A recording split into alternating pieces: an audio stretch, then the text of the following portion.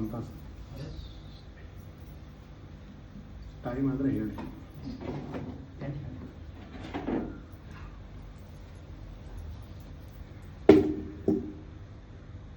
ಶ್ರೀ ಗುರುಭ್ಯೋ ನಮಃ. ಹರಿ ಓಂ. ಪರಮಾತ್ಮನೆ ಸತತಮೇಕರೂಪಿಣೆ ದಶರೂಪಿಣೆ ಶತಸಹಸ್ರರೂಪಿಣೆ ಅವಿಕಾರಿಣೆ ಸ್ಫುಟಮನಂತರೂಪಿಣೆ ಸುಖಚಿತ್ ಸಮಸ್ತಧನವೇ ನಮೋ ನಮಃ. ಜ್ಞಾನಾನಂದಮಯಂ ದೇವಂ ನಿರ್ಮಲಂ ಸ್ಫಟಿಕಾಕೃತಿಂ ಆಧಾರಂ ಸರ್ವವಿದ್ಯಾನಾಂ ಹಯಗ್ರೀವಮುಪಾಸ್ಮಹೆ. ನಿರವದ್ಯೆ ನಿತ್ಯಭದ್ರೇ ಲಕ್ಷ್ಮೀ ಲಕ್ಷಣಲಕ್ಷಿತೆ ಹರಿಪತ್ನಿ ಜಗತ್ಕರ್ತ್ರಿ ವರದಾತ್ರೆ ನಮೋಸ್ತುತೆ. ಯಸ್ಯಾಹ ಕಟಾಕ್ಷಮಾತ್ರೇಣ ಬ್ರಹ್ಮರುದ್ರೇಂದ್ರಪೂರ್ವಕ ಸುರಾಸುಯೋ ಪದನ್ಯಾಪು ಸಾ ಲಕ್ಷ್ಮೀ ಪ್ರಸೀದತು. ಬುದ್ಧಿರ್ಬಲಂ ಯಶೋಧೈರ್ಯಂ ನಿರ್ಭಯತ್ವಂ ರೋಗತಾತ್ ಅಜಾಡ್ಯಂ ವಾಕ್ಪಟುತ್ವಂಚ ಹನುಮತ್ತ ಸ್ಮರಣಾತ್ ಭವೇತ್. ಪೂಜ್ಯಾಯ ರಾಘವೇಂದ್ರಾಯ ಸತ್ಯಧರ್ಮರತಾಯ ಚ ಭಜತಾಂ ಕಲ್ಪವೃಕ್ಷಾಯ ನಮತಾಂ ಕಾಮಧೇನುವೆ. ಆಪಾದಮೌಲಿಪರ್ಯಂತಂ ಗುರುಣಾಂ ಆಕೃತಿಂ ಸ್ಮರೇತ್ ತೇನ ವಿಘ್ನಾ ಪ್ರಣಶ್ಯಂತಿ ಸಿದ್ಧ್ಯಂತಿ ಚ ಮನೋರಥ. ಪೃಥ್ವೀಮಂಡಲ ಮಧ್ಯಸ್ಥ ಪೂರ್ಣಭೂತಮತಾನಗಾಃ ವೈಷ್ಣವಾ ವಿಷ್ಣುಹೃದಯಾಃ ತಾನ್ನಮಸ್ತೆ ಗುರುರ್ಮಮ. ಅಸ್ಮದ್ಗುರು ಸಮಾರಂಭಾಂ ಟೀಕಾಕೃತ್ಪಾದಮಧ್ಯಗಾಂ ಶ್ರೀಮದಾಚಾರ್ಯ ಪರ್ಯಂತಾಂ ವಂದೇ ಗುರು ಪರಂಪರಾಂ. ಇಷ್ಟೋ ತನಕ ದತ್ತಪ್ರಸನ್ನ ಸರ್ ಭಾಳಷ್ಟು ಹೇಳಿಬಿಟ್ರು. ಅದರೊಳಗೆ ನಾನು ಅಷ್ಟೊಂದು ಸ್ತುತಿಗೆ ಪಾತ್ರನಲ್ಲ. ನನ್ನ ಸಾಧನೆ ಕ್ರಮಿಸಬೇಕಾದ ಮಾರ್ಗ ಇನ್ನಷ್ಟು ಸಾಕಷ್ಟಿವೆ ಅಂತ ಹೇಳಿ, ದಾಸ ಸಾಹಿತ್ಯದಲ್ಲಿ ತಂತ್ರಜ್ಞಾನ ಮತ್ತು ಗಣಿತ ಎಂಬ ವಿಷಯವನ್ನು ಆರಂಭ ಮಾಡೋಕ್ಕಿಂತ ಮುಂಚೆ ಒಂದು ಸಣ್ಣದೊಂದು ಕಥೆ ಹೇಳ್ತೀನಿ. ಒಂದು ಸಭೆ ನಡೀತಾ ಆಯಿತು. ಆ ಸಭೆಯಲ್ಲಿ ಒಬ್ಬನು ಹಿಂಗೆ ನನ್ನಂಥವನು ಒಬ್ಬನು ಕೂತು ಮಾತಾಡ್ತಾ ಇದ್ದ.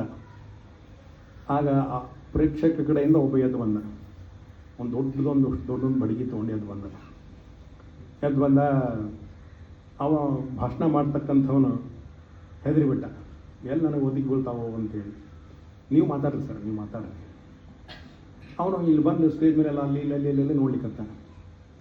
ಏನು ನೋಡ್ಲಿಕ್ಕತ್ತೀಯಪ್ಪ, ನಾ ಮಾತಾಡಬೇಡ. ನೀವು ಮಾತಾಡ್ರಿ ಸರ್, ನೀವು ಮಾತಾಡ್ರಿ, ನಿಮ್ಮ ಬಗ್ಗೆ ನಮ್ದೇನು ತಕರಲ್ಲ, ನೀವು ಮಾತಾಡ್ರಿ. ಮತ್ತು ಏನು ನೋಡ್ಲಿಕ್ಕತ್ತೀನಿ, ನಿಮ್ಮನ್ನು ಕರೆಸ್ಯಾರಲ್ಲ ಅವನು ಹುಡುಕ್ಲಿಕ್ಕತ್ತೀನಿ ನಾನು.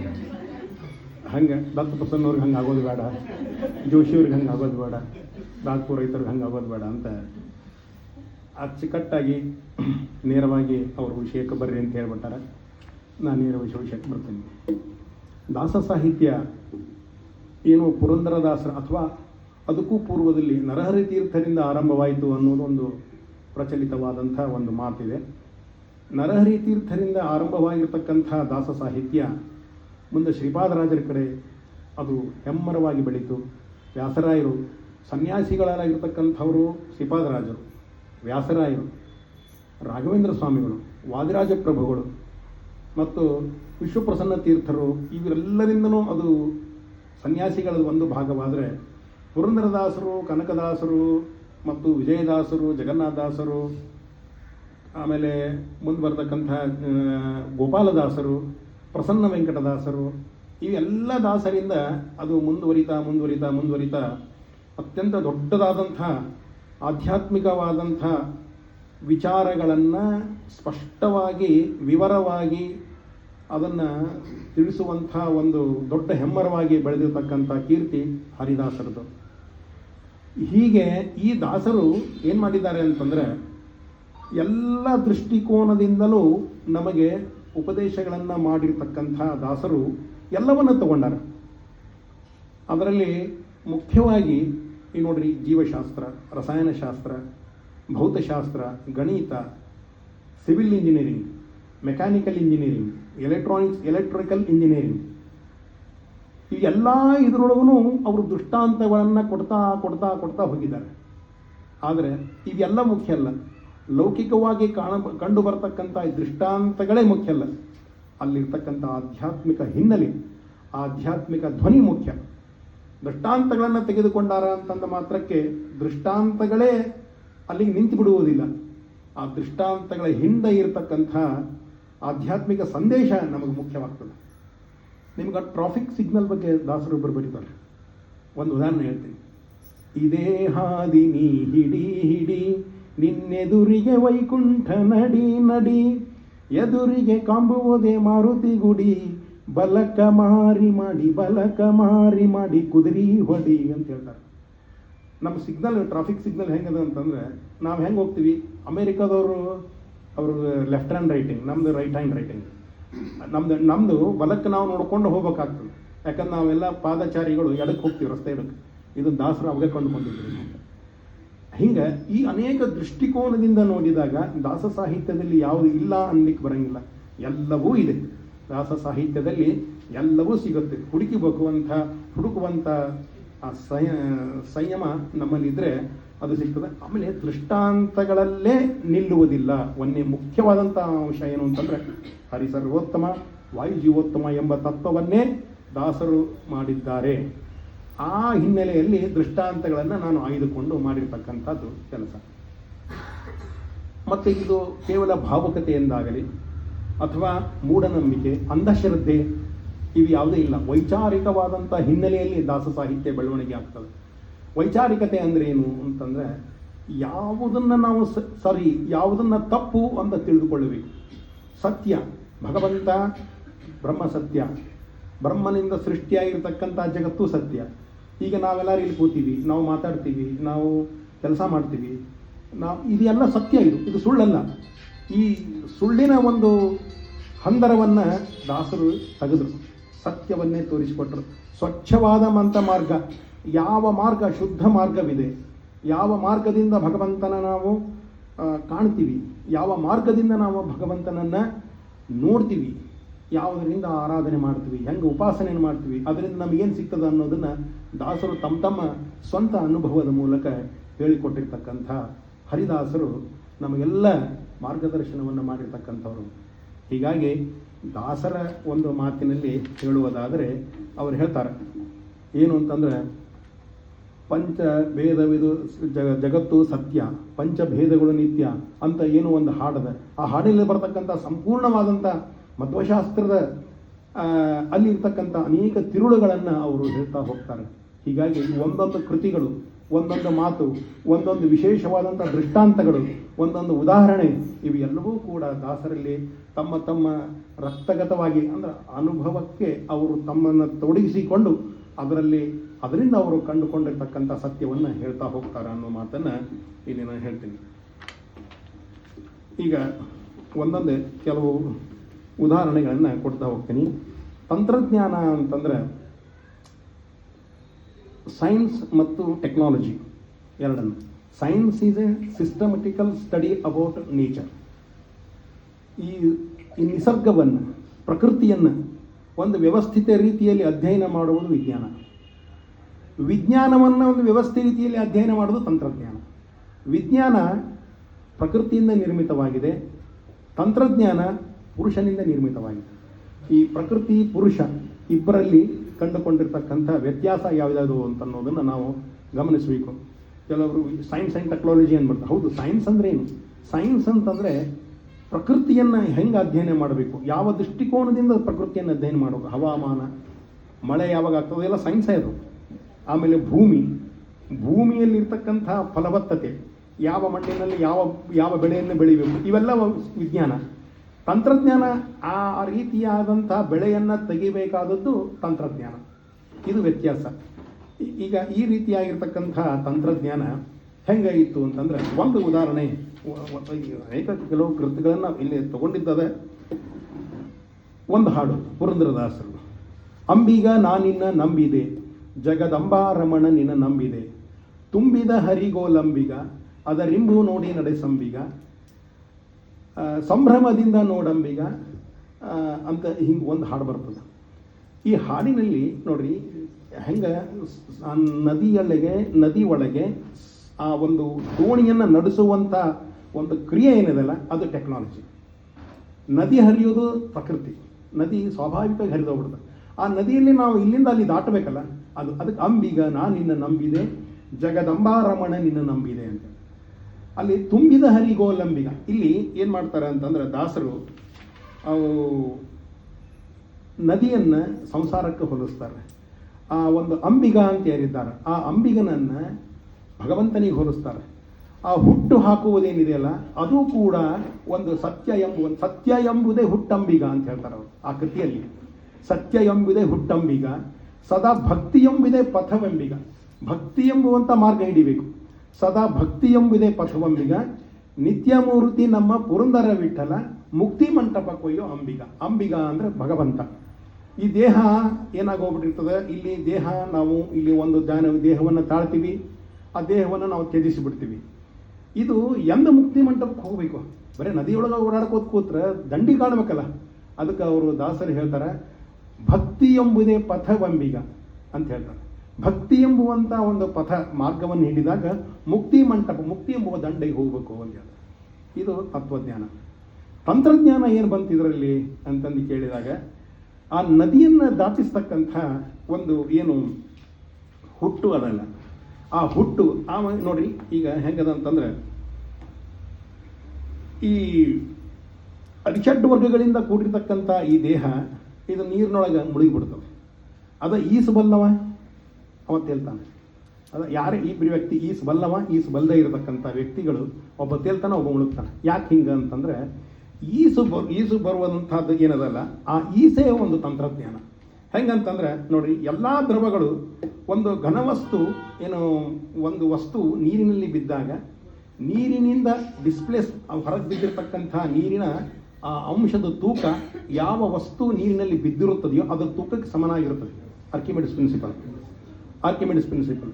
ಹೀಗೆ ಇದು ಯಾವಾಗ ಒಂದು ವಸ್ತು ನೀರಿನಲ್ಲಿ ಬಿದ್ದಾಗ ಅದಕ್ಕೆ ಏನು ಹೇಳ್ತಾರೆ ಅಂತಂದ್ರೆ, ಆ ನೂಕು ಬಲ ಅಂತ ಇರ್ತದೆ, ಅದಕ್ಕೆ ಪ್ಲವನತೆ ಅಂತ ಹೇಳ್ತಾರೆ.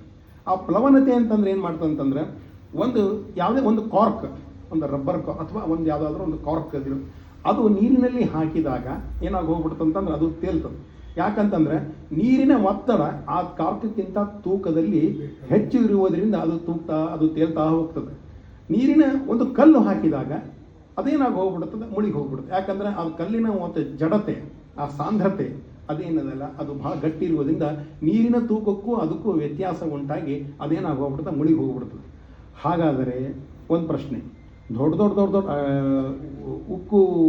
ಉಕ್ಕಿನಿಂದ ನಿರ್ಮಿತವಾದಂಥ ಹಡಗುಗಳು ತೇಲ್ತಾವಲ್ಲ ಅಂತಂದಾಗ ಅಲ್ಲಿ ಏನಾಗಿ ಹೋಗ್ಬಿಡುತ್ತೆ, ಅಲ್ಲಿ ಇನ್ನೊಂದು ಪ್ಲವನತಾದ ಬಗ್ಗೆ ಒಂದು ಫಾರ್ಮುಲಾ ಏನಿದೆ ಅಂತಂದರೆ, ನೀರಿನಲ್ಲಿ ಒತ್ತಡವನ್ನು ಏಕಪ್ರಕಾರಕವಾಗಿ ಒಂದೇ ಪ್ರದೇಶದಲ್ಲಿ, ವಸ್ತುವಿನ ಒಂದೇ ಪ್ರದೇಶದಲ್ಲಿ ನೀರು ಒತ್ತಡ ಬಿದ್ದಾಗ ಮಾತ್ರ ಅದು ಮುಳುಗ್ತದೆ. ಆದರೆ ಹಡಗಿನಲ್ಲಿ ಏನಾಗಿ ಹೋಗ್ಬಿಡ್ತದೆ, ಅದು ಅನೇಕ ಪ್ರದೇಶದಲ್ಲಿ ಒತ್ತಡಗಳು ಬೀಳುವುದರಿಂದ ಅದು ಯಾವುದೇ ಥರದ ಮುಳುಗುವಂಥ ಅವಕಾಶಗಳು ಕಡಿಮೆ ಅಂತ ಹೇಳ್ತಾರೆ. ಇದಕ್ಕೆ ಸೈನ್ಸ್ನಲ್ಲಿ ಮೆಕ್ಯಾನಿಕಲ್ ಇಂಜಿನಿಯರಿಂಗ್ನಲ್ಲಿ ಎರಡು ರೀತಿಯಾಗಿರ್ತಕ್ಕಂಥ ಒಂದು ವಿಚಾರಗಳು, ಏರೋಡೈನಾಮಿಕ್ ಮತ್ತು ಹೈಡ್ರೋಡೈನಾಮಿಕ್ ಅಂತ ಹೇಳ್ತಾರೆ. ಏರೋಡೈನಾಮಿಕ್ ಅಂತಂದರೆ ಇದನ್ನು ನಾವು ಕಾರಿನಲ್ಲಿ ಬಳಸ್ತೀವಿ. ಏರೋಡೈನಾಮಿಕ್ ಟೆಕ್ನಾಲಜಿ ಅಂತಂದರೆ ಸಲೂನ್ ಟೈಪ್ ಕಾರ್, ನಮ್ಮ ಶ್ರೀಕಾಂತ್ ಜೋಶಿ ಅವ್ರ ಕಾರ್ ಅದ ನೋಡ್ರಿ, ಹೇಗದ ಅಂತಂದ್ರೆ ಸೈಲೂನ್ ಟೈಪ್ ಕಾರ್, ಹ್ಯಾಚ್ಬ್ಯಾಕ್ ಅದ. ಹ್ಯಾಚ್ಬ್ಯಾಕ್ ಮತ್ತು ಸೈಲೂನ್ ಟೈಪ್ ಬೇರೆ ಕಾರ್ ಬೇರೆ. ಹೆಂಗಂತಂದ್ರೆ ಅಲ್ಲಿ ಏನಾಗ್ತದೆ ಅಂತಂದ್ರೆ, ಏರೋಡೈನಾಮಿಕ್ ಅಂತಂದರೆ ಗಾಳಿಯಿಂದ ಅದು ಏನು ಗಾಳಿಯನ್ನು ಸೀಳಿ ನುಗ್ಗತಕ್ಕಂಥ ಒಂದು ತಂತ್ರಜ್ಞಾನ. ಅದೇನಾಗೋಗ್ಬಿಡ್ತಂದ್ರೆ, ಕಾರಿನಲ್ಲಿ ಎದುರಿಗೆ ಬರ್ತಕ್ಕಂಥ ಗಾಳಿಯ ಫೋರ್ಸ್ ಏನದಲ್ಲ, ಕಾರಿಗೆ ಸ್ಪರ್ಶ ಮಾಡಿ ನಿಮ್ಮ ವೇಗವನ್ನು ಅದು ರೆಜಿಸ್ಟ್ ಮಾಡ್ತದೆ, ತಡೀತದೆ. ಆದರೆ ಏರೋಡೈನಾಮಿಕ್ ಟೆಕ್ನಾಲಜಿ ಇತ್ತು ಅಂತಂದರೆ ಆ ಗಾಳಿಯನ್ನೂ ಭೇದಿಸ್ತದೆ. ಇದಕ್ಕೆ ಈ ಟೆಕ್ನಾಲಜಿ ಏನದಲ್ಲ, ಏರೋಡೈನಾಮಿಕ್ ಟೆಕ್ನಾಲಜಿ ಈ ಕಾರ್ನೊಳಗೂ ಬಳಸ್ತಾರೆ. ಅದೇ ರೀತಿ ವಿಮಾನದಲ್ಲಿ ನೋಡ್ರಿ, ವಿಮಾನದ ಹೆಂಗಿರ್ತದೆ ಅಂತಂದ್ರೆ ಆ ಒಂದು ಒಂದು ಮೀನಿನ ಶೇಪಿನಲ್ಲಿ ವಿಮಾನಗಳಿರ್ತಾವೆ. ಒಂದು ಚೌಕಟ್ಟು ಡಬ್ಬಿಯೋ ಅಥವಾ ಒಂದು ಏನೋ ಒಂದು ಬಾಕ್ಸ್ ಇರುವುದಿಲ್ಲ. ಯಾಕಂತಂದ್ರೆ ಗಾಳಿಯನ್ನು ಭೇದಿಸಿಕೊಂಡು ಒಳಗೆ ನುಗ್ಗುವಂಥ ತಂತ್ರಜ್ಞಾನಕ್ಕೆ ಏರೋಡೈನಾಮಿಕ್ ಟೆಕ್ನಾಲಜಿ. ಅದೇ ಸೇಮ್ ನೀರಿನಲ್ಲಿ ಇದು ಹೈಡ್ರೋಡೈನಾಮಿಕ್ ಟೆಕ್ನಾಲಜಿ ಅಂತ ಹೇಳಿ. ಈ ಹೈಡ್ರೋಡೈನಾಮಿಕ್ ಟೆಕ್ನಾಲಜಿನ ಪುರಂದರದಾಸರು ಮೊದಲೇ ಗೊತ್ತಿತ್ತು. ಹೀಗಾಗಿ ಅವ್ರೇನು ಮಾಡ್ರು, ಅಂಬಿಗ ನಾನು ನಿನ್ನ ನಂಬಿದೆ, ತೇಲಿಸು ನನ್ನನ್ನು ಅಂತ ಹೇಳಿದ್ರು. ಈ ಸಂಸಾರದಲ್ಲಿ ನನ್ನನ್ನು ಮುಳುಗಿಸಲಾರದಂತೆ ಎಳೆದುಕೊಂಡು ಹೋಗು ಅಂತನ್ನೋ ಮಾತನ್ನು ಈ ಕೃತಿಯಲ್ಲಿ ಅವರು ಹೇಳ್ತಾರೆ. ಹೀಗಾಗಿ ಇದಕ್ಕೆ ಏನಾಗ್ತದೆ ಅಂತಂದ್ರೆ, ಸಾಪೇಕ್ಷ ಸಾಂದ್ರತೆ ಮತ್ತು ವಸ್ತುವಿನ ಸಾಂದ್ರತೆ ಮತ್ತು ನೀರಿನ ಸಾಂದ್ರತೆ ಇದಕ್ಕೆ ಹೆಂಗೆ ಪ್ರಪೋರ್ಷನೇಟ್ ಹೇಳಿದ್ದಾರೆ ಅಂತಂದರೆ, ವಸ್ತುವಿನ ಸಾಂದ್ರತೆ ಭಾಗಲೇ ಡಿವೈಡೆಡ್ ಬೈ ನೀರಿನ ಸಾಂದ್ರತೆ, ಅದು ಸಾಪೇಕ್ಷ ಸಾಂದ್ರತೆ ಅಂತ. ಆ ಸಾಪೇಕ್ಷ ಸಾಂದ್ರತೆ ಬಂತು ಅಂತಂದ್ರೆ ಆವಾಗ ಕಬ್ಬಿಣರ ಇರಲಿ, ಕಟ್ಟಿಗೆರೆ ಇರಲಿ, ಕಲ್ಲರ ಇರಲಿ, ತೇಲ್ತಾ ಹೋಗ್ಬಿಡುದು.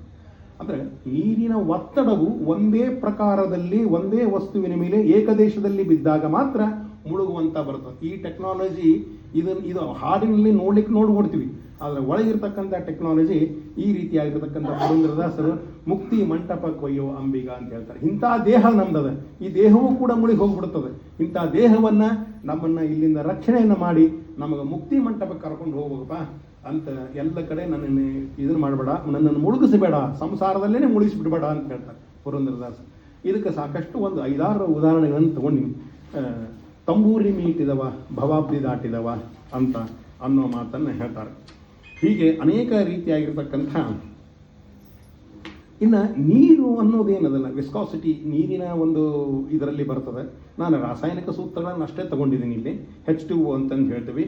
ಅಲ್ಲಿ ನೀರನ್ನು ಬಹಳಷ್ಟು ನಾವು ಕೆಲವೊಂದು ಕಡೆ ಗಡಸು ನೀರು, ಕೆಲವೊಂದು ಕಡೆ ಮೃದು ನೀರು ಅಂತೆಲ್ಲ ಹೇಳ್ತೀವಿ. ಅಲ್ಲಿ ನಾನು ಕೆಲವುಗಳನ್ನು ಜಲಜನಕ ಮತ್ತು ಆಮ್ಲಜನಕ H2O ಅಂದರೆ ಹೆಚ್ಚು ಮಗ್ಲಕ್ಕೆ ಒಂದು ಇದ್ದಿದ್ದಿಲ್ಲ ಅಂದರೆ ಒಂದಂತ ಇಟ್ಕೋಬೇಕು. ಅದನ್ನು H2O, ಒಂದು ಹೈಡ್ರೋಜನ್ 2 ಆಕ್ಸಿಜನ್ ಸೇರಿದಾಗ ನೀರಿನ ಒಂದು ಇದು ಆಗ್ತದೆ ಅಂತ ಹೇಳಿದ್ರೆ, ಈಗ ಈ ಕೆಲವು ಸಂಸ್ಥೆಗಳು ಈ ನೀರಿನ ಒಂದು ಮಹತ್ವವನ್ನು ಕಂಡುಹಿಡಲಿಕ್ಕೆ, ನೀರಿನ ಒಂದು ಅತ್ಯಂತ ಅದರದ ಒಂದು ಪರಿಣಾಮ ಏನಾಗ್ತದೆ, ನೀರಿನ ಪರಿಣಾಮ ಏನಾಗ್ತದೆ ಅನ್ನೋ ದೃಷ್ಟಿಯಿಂದ ಒಂದು ಸಂಸ್ಥೆ, ಅದು ಏನಂತಂದ್ರೆ ಸ್ಪಿರಿಚುವಲ್ ಸೈನ್ಸ್ ರಿಸರ್ಚ್ ಫೌಂಡೇಶನ್ ಅಂತ ಒಂದು ಆಧ್ಯಾತ್ಮಿಕ ಸಂಸ್ಥೆ. ಇವರೇನು ಮಾಡ್ಬಿಟ್ರು ಅಂತಂದ್ರೆ ಭಾರತ ದೇಶದಲ್ಲಿ ಇರ್ತಕ್ಕಂಥ ಅನೇಕ ಪವಿತ್ರ ಕ್ಷೇತ್ರಗಳ ಸುಮಾರು ಒಂದು 10 ಮಾದರಿಯನ್ನು ಸಂಗ್ರಹ ಮಾಡ್ತಾರೆ. ನೀರಿನ ಒಂದು ಸಂಗ್ರಹ, ಅದರ ಒಂದು ಪ್ಯಾಟರ್ನ್ ತಗೊಂಡು ಆ ನೀರಿನ ಸಂಗ್ರಹ ಮಾಡ್ತಾ ಹೋಗ್ತಾರೆ. ಒಂದು ನಲ್ಲಿ ನೀರು, ನಮಗೇನು ಈಗಿನ ಮುನ್ಸಿಪಾಲ್ಟಿ ನೀರು ಬಿಟ್ಟರೆ ಆ ನಲ್ಲಿ ನೀರು 10 ಒಂದು ಕ್ಷೇತ್ರ. ಒಂದು ಕಾಲುವೆನಲ್ಲಿ ಹರಿತಕ್ಕಂಥ 3 ಮಾದರಿಗಳನ್ನು, ಝರಿ ಮತ್ತು ಜಲಪಾತಗಳು ನಾವು ನೋಡಿರ್ತೀವಿ. ಈಗ ಉತ್ತರ ನಮ್ಮ ಅತ್ಲಾಗ ಉಡುಪಿ ಮಂಗಳೂರಿಗೆ ಹೋಗ್ಬೇಕಾದ್ರೆ ಕಾಲಕ್ಕೆ ನಡುವ ರಸ್ತೆಯಲ್ಲಿ ಸುಬ್ರಹ್ಮಣ್ಯ ಕ್ಷೇತ್ರ, ಧರ್ಮಸ್ಥಳ ಕ್ಷೇತ್ರ, ಉಡುಪಿ ಅಲ್ಲೆಲ್ಲ ಹೋಗ್ಬೇಕಾದ್ರೆ ನಮಗೆ ಕಾಲುವೆ ಸಿಗ್ತಾವ ಕಾಲುವೆ ಝರಿಗಳು. ಆಮೇಲೆ ನೈಸರ್ಗಿಕವಾಗಿರ್ತಕ್ಕಂಥದ್ದು ಮತ್ತು ಮಾನವ ನಿರ್ಮಿತನಾಗಿರ್ತಕ್ಕಂಥ ಕೆರೆಯ 20 ಮಾದರಿಗಳನ್ನು ತಗೋತಾರೆ. ಸರೋವರದ 7 ಮಾದರಿಗಳನ್ನು ತಗೋತಾರೆ. ನದಿ ಒಟ್ಟು 60 ಮಾದರಿಗಳನ್ನು ತಗೋತಾರೆ.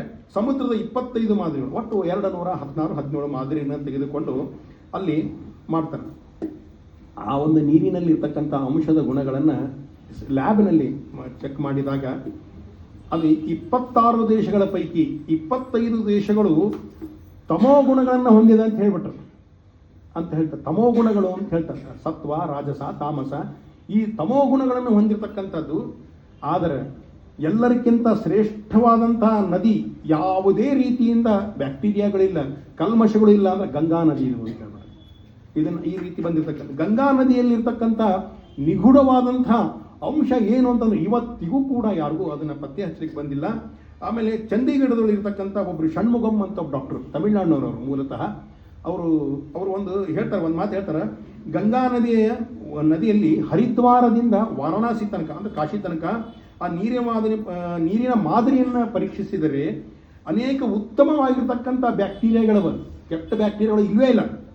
ಆಮೇಲೆ ಅದು ಹೆಸರು ಬಿ ಪೊಟೋರಿಯಾ ಅಂತ ಕರೀತಾರೆ ಅವರು, ಆ ವಿಜ್ಞಾನಿ ಬಿ ಪೊಟೋರಿಯಾ ಅಂತ ಕರೀತಾರೆ.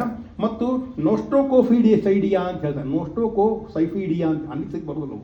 ಅಂಥ ಹೆಸರಿನಿಂದ ಅವರು ಈ ಬ್ಯಾಕ್ಟೀರಿಯಾಗಳು ಇವೇನು ಮಾಡ್ತಾವು ಅಂತಂದ್ರೆ, ಈ ಗಂಗಾ ನದಿಯ ನೀರಿನ ಬ್ಯಾಕ್ಟೀರಿಯಾ ಹೊಂದಿರತಕ್ಕಂಥ ಈ ಶುದ್ಧವಾದಂಥ ನೀರು ಕ್ಯಾನ್ಸರು ಮತ್ತು ಕ್ಷಯರೋಗಕ್ಕೆ ಇವಕ್ಕೆ ನೇರವಾದಂಥ ಚಿಕಿತ್ಸೆಯನ್ನು ಕೊಡ್ತಕ್ಕಂಥದ್ದು ಗುಣಗಳನ್ನು ಹೊಂದಿದೆ ಅಂತಂದು ಹೇಳ್ತಾರೆ.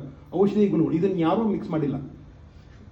ಅಂಥ ಭಾರತ ದೇಶದಲ್ಲಿ ನಡೆದಿರ್ತಕ್ಕಂಥ ಈ ಗಂಗಾ ನದಿಯ ಮಹತ್ವ ನಾವು ತಿಳ್ಕೊಳ್ಬೇಕು ಅನ್ನೋದನ್ನು ಈ ನೀರಿನ ಒಂದು ಇದರೊಳಗೆ ಹೇಳ್ತಾರೆ.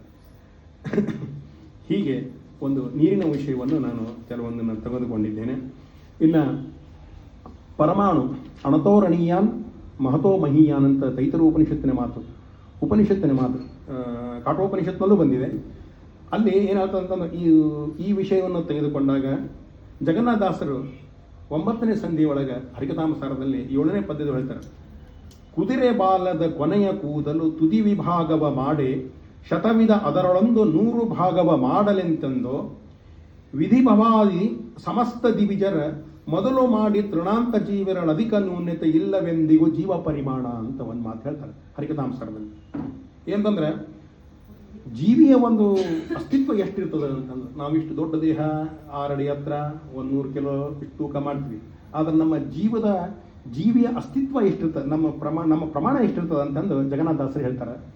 ಏನಂದ್ರೆ, ಕುದುರೆ ಬಾಲದ ಸೂಕ್ಷ್ಮ ಕೊನೆ ತುದಿ ಅದನ್ನು 100 ಭಾಗವನ್ನು ಮಾಡಿ ಅದರ ಒಂದು ಭಾಗವನ್ನು ತೆಗೆದುಕೊಂಡು ಮತ್ತೆ ಅದನ್ನು 100 ಭಾಗ ಮಾಡಿದ್ರೆ ಎಷ್ಟಿರ್ತದೋ ಅಷ್ಟು ಜೀವನ ಪರಿಮಾಣ ಇರ್ತದೆ ಅಂತ ಹೇಳ್ತಾರೆ.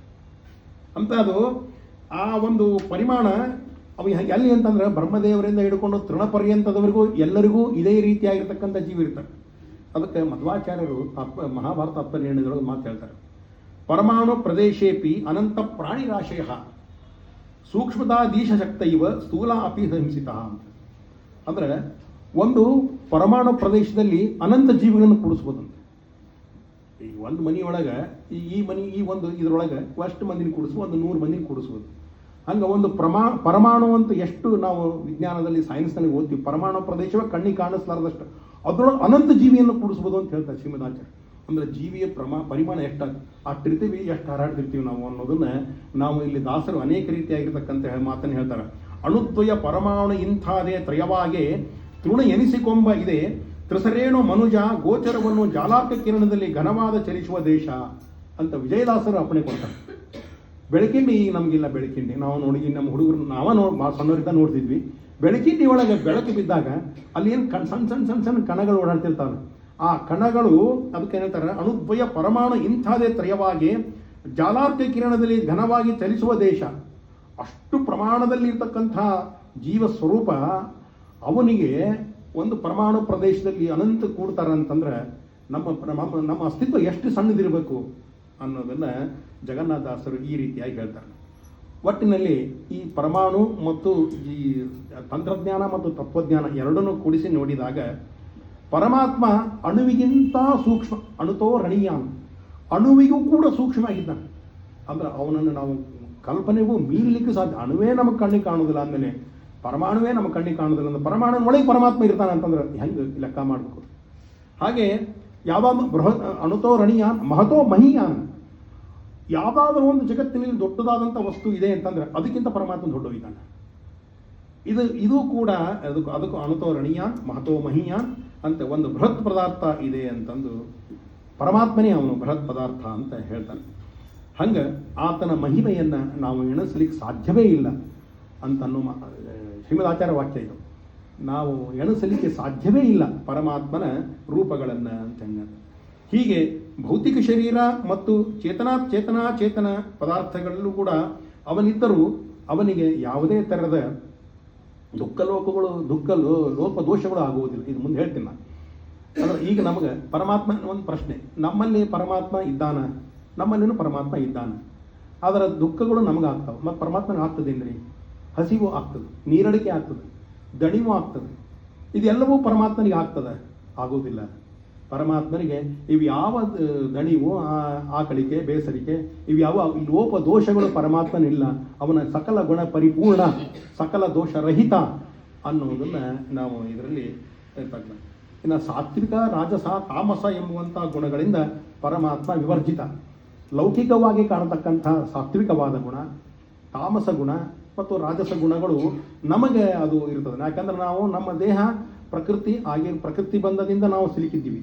ಪರಮಾತ್ಮ ಪ್ರಕೃತಿ ಬಂಧದಲ್ಲಿ ಇಲ್ಲ, ಯಾಕಂದ್ರೆ ಲಿಂಗ ಸಂಬಂಧಿ ಇಲ್ಲ. ಇದನ್ನು ಮುಂದೆ ಹೇಳ್ತೀನಿ ಅದನ್ನು. ಈ ರೀತಿಯಾಗಿರ್ತಕ್ಕಂಥ ಒಂದು ಪರಮಾಣು ಬಗ್ಗೆ ಒಂದು ಸ್ವಲ್ಪ ಮತ್ತೆ ಇದರಲ್ಲಿ ಬೇರೆ ಬೇರೆ ಕೃತಿಗಳನ್ನು ಹಾಕಿನಿ. ಎಷ್ಟು ಸ್ವಲ್ಪ ಸಮಯದ ಅಭಾವ ಇರೋದ್ರಿಂದ ಎಷ್ಟೆಷ್ಟು ಸಾಧ್ಯ ಇರುತ್ತೋ ಅಷ್ಟು ಕವರ್ ಮಾಡ್ತೀನಿ. ಇನ್ನು ಮುಂದೆ ಮೆಕ್ಯಾನಿಕಲ್ ಇಂಜಿನಿಯರಿಂಗ್ನಲ್ಲಿ ಒಂದು ಫೋರ್ಜಿಂಗ್ ಅಂತೀವಿ. ಫೋರ್ಜಿಂಗ್ ಅಂತಂದರೆ ಕಬ್ಬಣ ಚೆನ್ನಾಗಿ ಕಾಸಿ ಕೊಟ್ಟರು. ಅದು ಹೆಚ್ಚು ಕಡಿಮೆ ದೊಡ್ಡ ಕಂಪನಿಗಳೆಲ್ಲ L&T, ಆಮೇಲೆ ಈ ಆಟೋಮೊಬೈಲ್ ಇಂಡಸ್ಟ್ರಿಗೆ ಸಂಬಂಧಪಟ್ಟಿರ್ತಕ್ಕಂಥ ಕೆಲವು ಇಂಡಸ್ಟ್ರಿಗಳಲ್ಲಿ ಫೋರ್ಜಿಂಗ್ ಸೆಕ್ಷನ್ನಲ್ಲಿ ಮಾಡಿರ್ತಕ್ಕಂಥ ಕೆಲವು ಕಾಂಪೋನೆಂಟ್ಗಳನ್ನು ಅವರು ಯೂಸ್ ಮಾಡ್ತಾರೆ. ಅದು ಈ ನಿಮ್ಮ ಟ್ರಕ್ಗಳು, ಲಾರಿ, ನೀವು ಟ್ರಕ್ ಯಾವುದಾದ್ರೂ ನಿಂತಾಗ ತಳಗೆ ನೋಡ್ರಿ, ಈ ರೀತಿಯಾಗಿರ್ತಕ್ಕಂಥ ಒಂದು ಜಾಯಿಂಟ್ ಹಿಂಗೆ ಗರ ತಿರುಗ್ತಿರ್ತವೆ. ಅದು ಡ್ರೈವರ್ ವೀಲಿಗೆ ಕನೆಕ್ಟ್ ಮಾಡಿರ್ತಾರೆ. ಅವ ಏನು ಸ್ಟೇರಿಂಗ್ ಯೂಸ್ ಮಾಡ್ತಿರ್ತಾನ, ಆ ಸ್ಟೇರಿಂಗ್ ಕನೆಕ್ಟ್, ಅದಕ್ಕೆ ನಕಲ್ ಜಾಯಿಂಟ್ ಅಂತ ಹೇಳ್ತಾರೆ. ಅದು ಹಿಂಗೆ ಇರ್ತದದು. ಇದಕ್ಕೊಂದು ಒಂದು ಇದನ್ನು ಹಾಕಿ ಪಿನ್ ಹಾಕಿ ಕ್ಲಾಕ್ ಮಾಡಿರ್ತಾರೆ. ಅದು ಹಿಂಗೆ ಗರ ತಿರ್ತದೆ. ಅದನ್ನು ಫೋರ್ಜಿಂಗ್ ಇಂದನೇ ಮಾಡಿರ್ತಾರೆ. ಫೋರ್ಜಿಂಗ್ ಅಂದ್ರೆ ಏನು ಅಂತಂದರೆ ಕಾಂಪೋನೆಂಟನ್ನು ಹಾಕಿ ಡೈನಲ್ಲಿ ಇಟ್ಟು ಪ್ರೆಸ್ನಿಂದ ಹೊಡಿಬೇಕು, ಇದು ಫೋರ್ಜಿಂಗ್.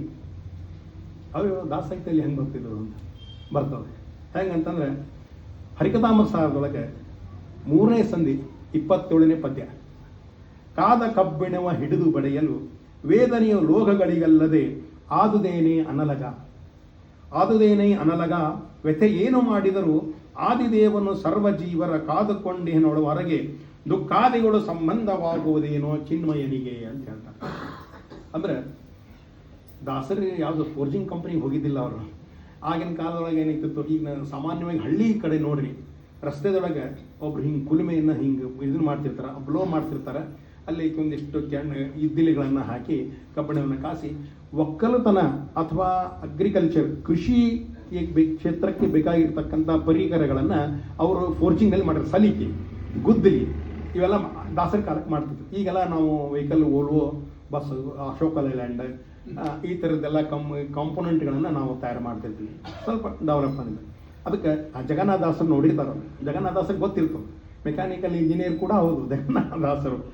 ಅಲ್ಲಿ ಹೇಳ್ತಾರೆ, ಕಾದ ಕಬ್ಬಿಣವ ಹಿಡಿದು ಬಡೆಯಲು ವೇದನೆಯು ಲೋಹಗಳಿಗಲ್ಲದೆ ಆದುದೇನೈ ಅನಲಗ.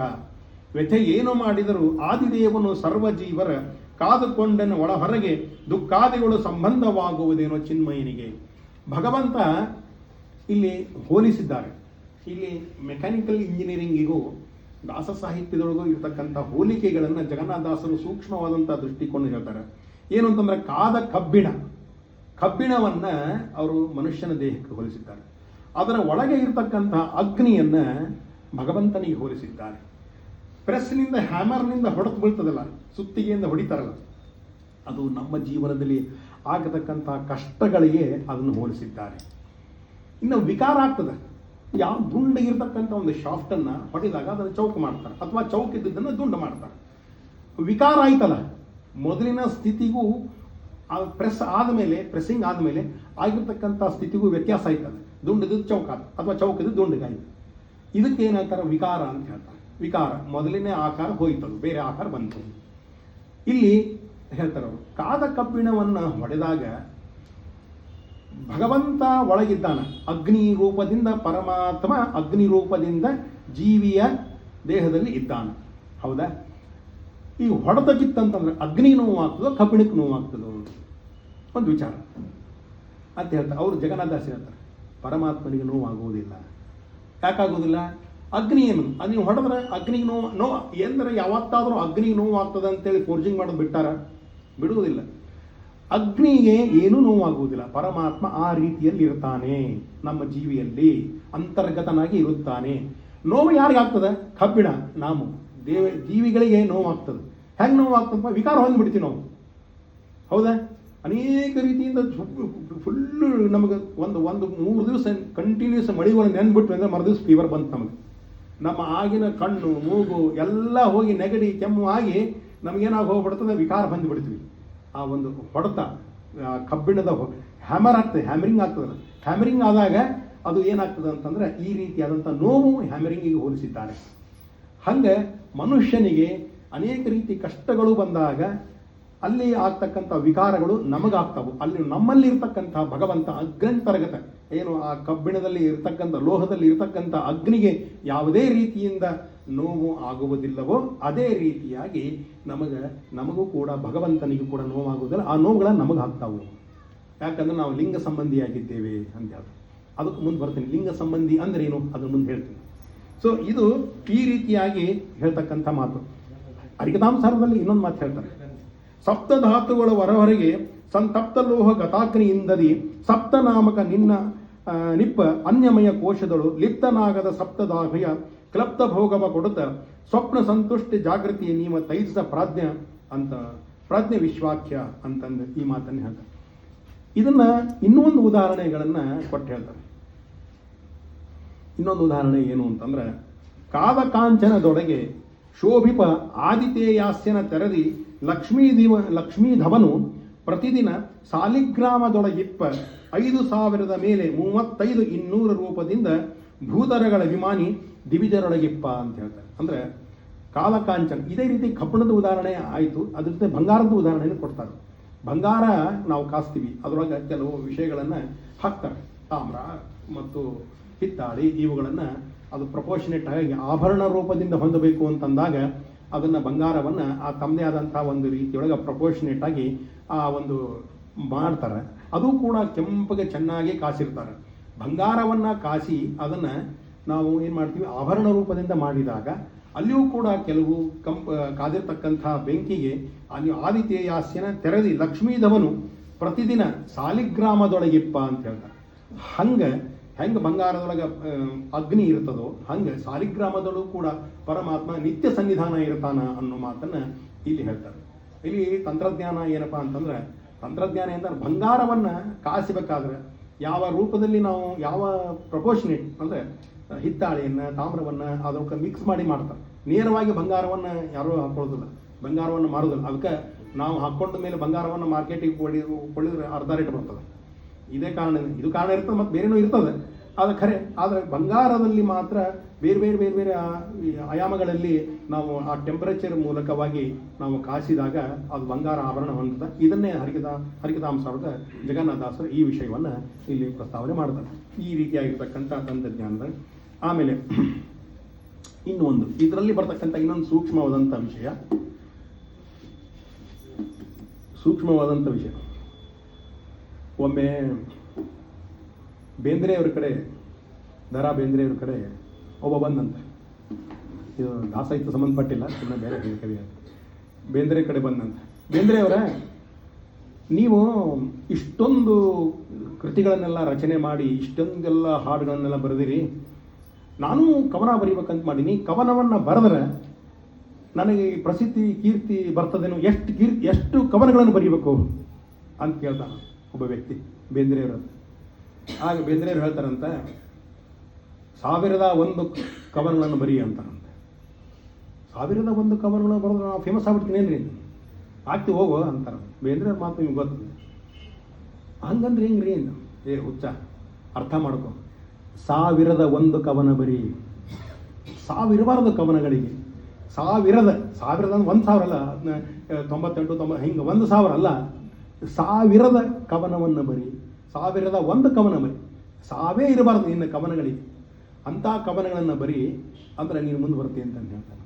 ಹಿಂಗೆ ಬೇಂದ್ರೆಯವರ ಮಾತಿನಲ್ಲಿ ಎಷ್ಟೊಂದು ನಿಗೂಢವಾದಂಥ ಅರ್ಥ. ಏನೋ ಒಂದು ಹೇಳ್ಬಿಟ್ರಪ್ಪ, 1000 ಅಂದ್ರೇನು? 1000 ಅಂದರೆ 1000 ಇರಬಾರ್ದು, ಸಾಯಬಾರ್ದು ಕವನ ಅಂತ. ಹಂಗೆ ಹರಿದಾಸರನ್ನು ಅವಾಗ ಮುಂದೆ ಪ್ರಶ್ನೆ ಕೇಳ್ತಾನಂತೆ, ಹೌದ್ರಿ ನೀವು 1000 ಇರದಂಥ ಕವನ ಬರಿ ಅಂತಂದ್ರಲ್ಲ, ಹೆಂಗೆ ಬರೀಬೇಕು? ಹರಿಕಥಾಂಸಾರದ ಓದು ಅಂತ ಹೇಳ್ತಾರೆ. ಹರಿಕಥಾಂಸಾರ ಓದು ಗೊತ್ತಾಗ್ತದೆ ನಿಮಗೆ ಅಂತ ಹೇಳ್ತಾರೆ. ಹಿಂಗೆ ಈ ಹರಿಕಥಾಂಸಾರ 1000 ಕೃತಿಗಳಿವೆ.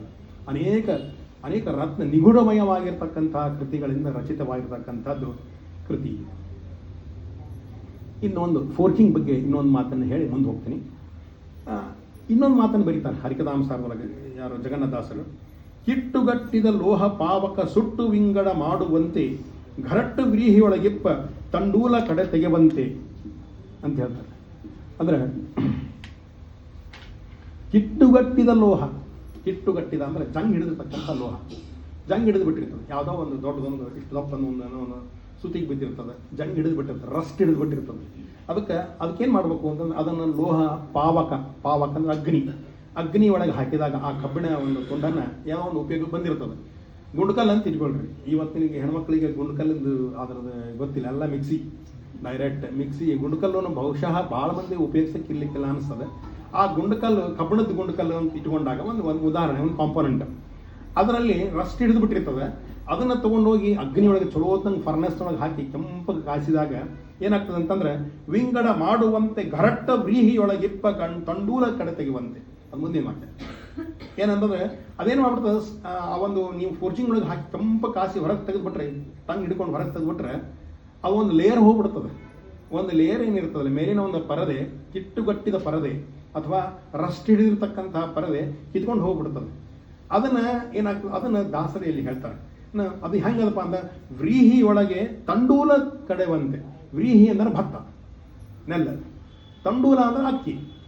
ಹೆಂಗೆ ಭತ್ತದ ಮೇಲಿನ ಸಿಪ್ಪೆಯನ್ನು ತೆಗೆದು ಅಕ್ಕಿ ಹೆಂಗೆ ಶುದ್ಧವಾಗಿ ಬರುತ್ತದೆಯೋ ಹಂಗೆ ಒಂದು ಲೇಯರ್ ಹೋಗಿಬಿಡ್ತದೆ. ಆ ಲೇಯರನ್ನು ಹೋಗಿ ಇದನ್ನು ಏನಾಗ್ತದೆ ಅಂತಂದ್ರೆ, ಅಕ್ಕಿ ಶುದ್ಧವಾಗ್ತದೆ, ಭತ್ತ ಬೇರೆ ಆಗ್ತದೆ. ಹಂಗೆ ಯಾವಾಗ ಕಬ್ಬಿಣವನ್ನು ಕಾಸಿ ರಸ್ಟ್ ಹಿಡಿದಿರ್ತಕ್ಕಂತಹ ಕಬ್ಬಿಣವನ್ನು ಕಾಸಿದಾಗ ಆ ರಸ್ಟ್ ಇರ್ತಕ್ಕಂಥ ಲೇಯರ್ ಕಿತ್ಕೊಂಡು ಹೋಗ್ಬಿಡ್ತದೆ. ಇದಕ್ಕೆ ಅವರು ಇದನ್ನು ಮೆಕ್ಯಾನಿಕಲ್ ಇಂಜಿನಿಯರಿಂಗ್ ಒಳಗೆ ಏನಂತಾರೆ ಅಂತಂದರೆ ಇದಕ್ಕೆ ಸ್ಕೇಲಿಂಗ್ ಅಂತ ಹೇಳ್ತಾರೆ. ಸ್ಕೇಲಿಂಗ್ ಅಂತಂದರೆ ಒಂದು ಲೇಯರನ್ನು ತೆಗೆದುಬಿಡೋದು. ಫಸ್ಟ್ ರಸ್ಟ್ ಹಿಡಿದಿರ್ತಕ್ಕಂಥ ಲೇಯರ್ನ ತೆಗೆದುಬಿಟ್ರೆ ಅದನ್ನೊಂದು ಚೂರು ಪ್ರೆಸ್ನೊಳಗೆ ಹಾಕಿಬಿಟ್ರೆ ಅದು ಕಿತ್ಕೊಂಡು ಹೋಗ್ಬಿಡ್ತವೆ. ಕಿತ್ಕೊಂಡು ಹೋದ ತಕ್ಷಣ ಆಮೇಲೆ ಉಳಿದಿರತಕ್ಕಂಥ ಒಳ್ಳೆ ಕಬ್ಬಿಣವನ್ನು ನಾವು ಎದಕ್ಕಾದರೂ ಉಪಯೋಗಿಸ್ಬೋದು ಅಂತಂದು ಈ ರೀತಿಯಾಗಿರ್ತಕ್ಕಂಥ ಇದಕ್ಕೆ ಅನೇಕ ಉದಾಹರಣೆಗಳನ್ನು ಸಾಕಷ್ಟು ಕೊಟ್ಟಿನಿ. ಯಥಾಗ್ನಿನ ಹೇಮಮಲಂ ಜಲಾತಿ ಧ್ಯಾತಂ ಪುನಃ ಸ್ವಂ ಭಜತೆ ಚ ರೂಪಂ ಅಂತ ಈ ರೀತಿಯಾಗಿರ್ತಕ್ಕಂಥ ಭಾಗವತದ 11ನೇ ಸ್ಕಂದದೊಳಗೆ ಉದ್ಧವ ಮತ್ತು ಕೃಷ್ಣ ಈ ಮಾತನ್ನು ಹೇಳ್ತಾನೆ. ಅಂತಂದ್ರೆ ಬಂಗಾರವನ್ನು ಬೆಂಕಿಯಲ್ಲಿ ಕಾಸಿದಾಗ ಶುದ್ಧವಾಗುತ್ತದೆಯೋ, ಪುಟಕ್ಕಿಟ್ಟ ಚಿನ್ನ ಅಂತಂತಿರ್ತಾರೆ ನೋಡ್ರಿ ಎಲ್ಲ ಸಾಹಿತಿಗಳು. ಪುಟಕ್ಕಿಟ್ಟ ಚಿನ್ನದ ಬಂಗಾರವನ್ನು ಬೆಂಕಿಯೊಳಗೆ ಹಾಕಿ ಕಾಸಿ ಶುದ್ಧ ಮಾಡಿದ ಮೇಲೆ ನಾವು ಉಪಯೋಗಿಸಬೇಕು. ಹೀಗೆ ಎಲ್ಲ ದೃಷ್ಟಿಯಿಂದನೂ ಈ ರೀತಿಯಾಗಿರ್ತಕ್ಕಂಥ ಒಂದು ಕೊಳೆಯನ್ನು ತೆಗೆದು ಶುದ್ಧವಾಗಿರ್ತಕ್ಕಂಥ ವ್ಯಕ್ತಿಯೇ ಯಾರು ಈ ಒಂದು ಲೇಯರನ್ನು ಹೋಗ್ತದೆ ಅವನು ಏನಾಗ್ತಾನೆ ಮುಂದೆ ಉಪಯೋಗಕ್ಕೆ ಬರ್ತಾನೆ ಅನ್ನೋ ಮಾತನ್ನು ಇಲ್ಲಿ ಈ ರೀತಿಯಾಗಿ. ಅದು ಹೆಂಗೆ ಅಂತಂದ್ರೆ ಅಕ್ಕಿಯು ಹೆಂಗೆ ಹೊಟ್ಟಿನಿಂದ ಬೇರ್ಪಡಿಸುತ್ತದೆಯೋ ಆ ರೀತಿ ಅಂತಂದು ಇದಕ್ಕೆ ವಾದಿರಾಜ ಸ್ವಾಮಿಗಳು ಒಂದು ಮಾತು ಹೇಳ್ತಾರೆ. ಕೊಳಕಂಗಿಯ ಕಳೆರು ಚೆಲುವ ಚಿನ್ನಂಬರದ ಹೊಳೆವಲಂಗಿಯ ತೊಡುವಂತೆ ಜಲಜಾಕ್ಷ ಮಾಡುವ ಲೀಲೆಯ ಮುಕ್ತಿ ಫಲವೀದುದರಿಂದ ಬಣ್ಣಿಪೆನು ಅಂತಂದು ಹೇಳ್ತಾರೆ. ಅಂದರೆ ಇಲ್ಲಿ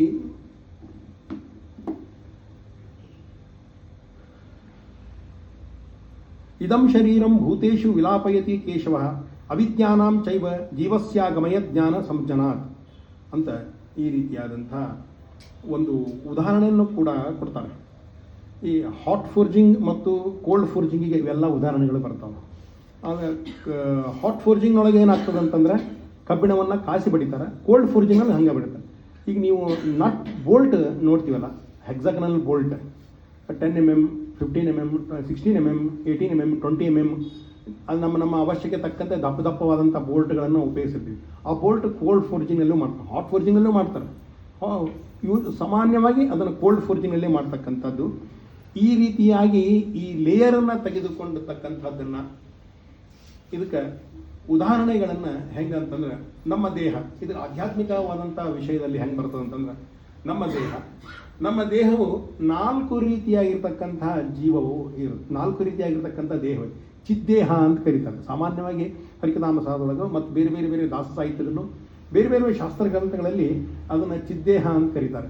ಚಿದ್ದೇಹ ಅಂತಂದ್ರೆ ಮೊದಲೇ ನಾವು ಏನು ಕಾಣಿಸ್ತೀವಿ ಈ ದೇಹ ಏನದಲ್ಲ, ಇದು ಸ್ಥೂಲ ದೇಹ ಈಗೇನು ನಮ್ಗೆ ಕಾಣಿಸ್ತದಲ್ಲ ಫಿಸಿಕಲ್, ಇದರ ಒಳಗೆ ಅನಿರುದ್ಧ ದೇಹ ಅಂತ ಇರ್ತದೆ. ಯಾವಾಗ ಈ ದೇಹ ನಾಶವಾಗ್ತದೋ ಅನಿರುದ್ಧ ದೇಹ ಏನಾಗ್ತದೆ ಅಂತಂದ್ರೆ ಅದು ವಾಯುವಿನಿಂದ ಕೂಡಿರ್ತಕ್ಕಂಥ ಗಾಳಿಯಿಂದ ಈಗ ನೋಡ್ರಿ ನೀವು ಟಿ ವಿ ಒಳಗೆ ಸೀರಿಯಲ್ ಒಳಗೆ ನೋಡ್ತಿರ್ತಾರೆ, ಸತ್ತುಕೊಳ್ಳಿ ಒಂಥರ ಹಿಂಗೆ ಬೆಳ್ಳಗೆ ಒಂದು ಹೊಗೆ ರೂಪದಿಂದ ಹೊರಗೆ ಬಂದ್ಬಿಡ್ತಿರ್ತಾರೆ. ಸಾಮಾನ್ಯವಾಗಿ ಹಂಗೆ ಅದು ಶಾಸ್ತ್ರದಲ್ಲಿ ಹಂಗೆ ಹೇಳ್ತಾರೆ.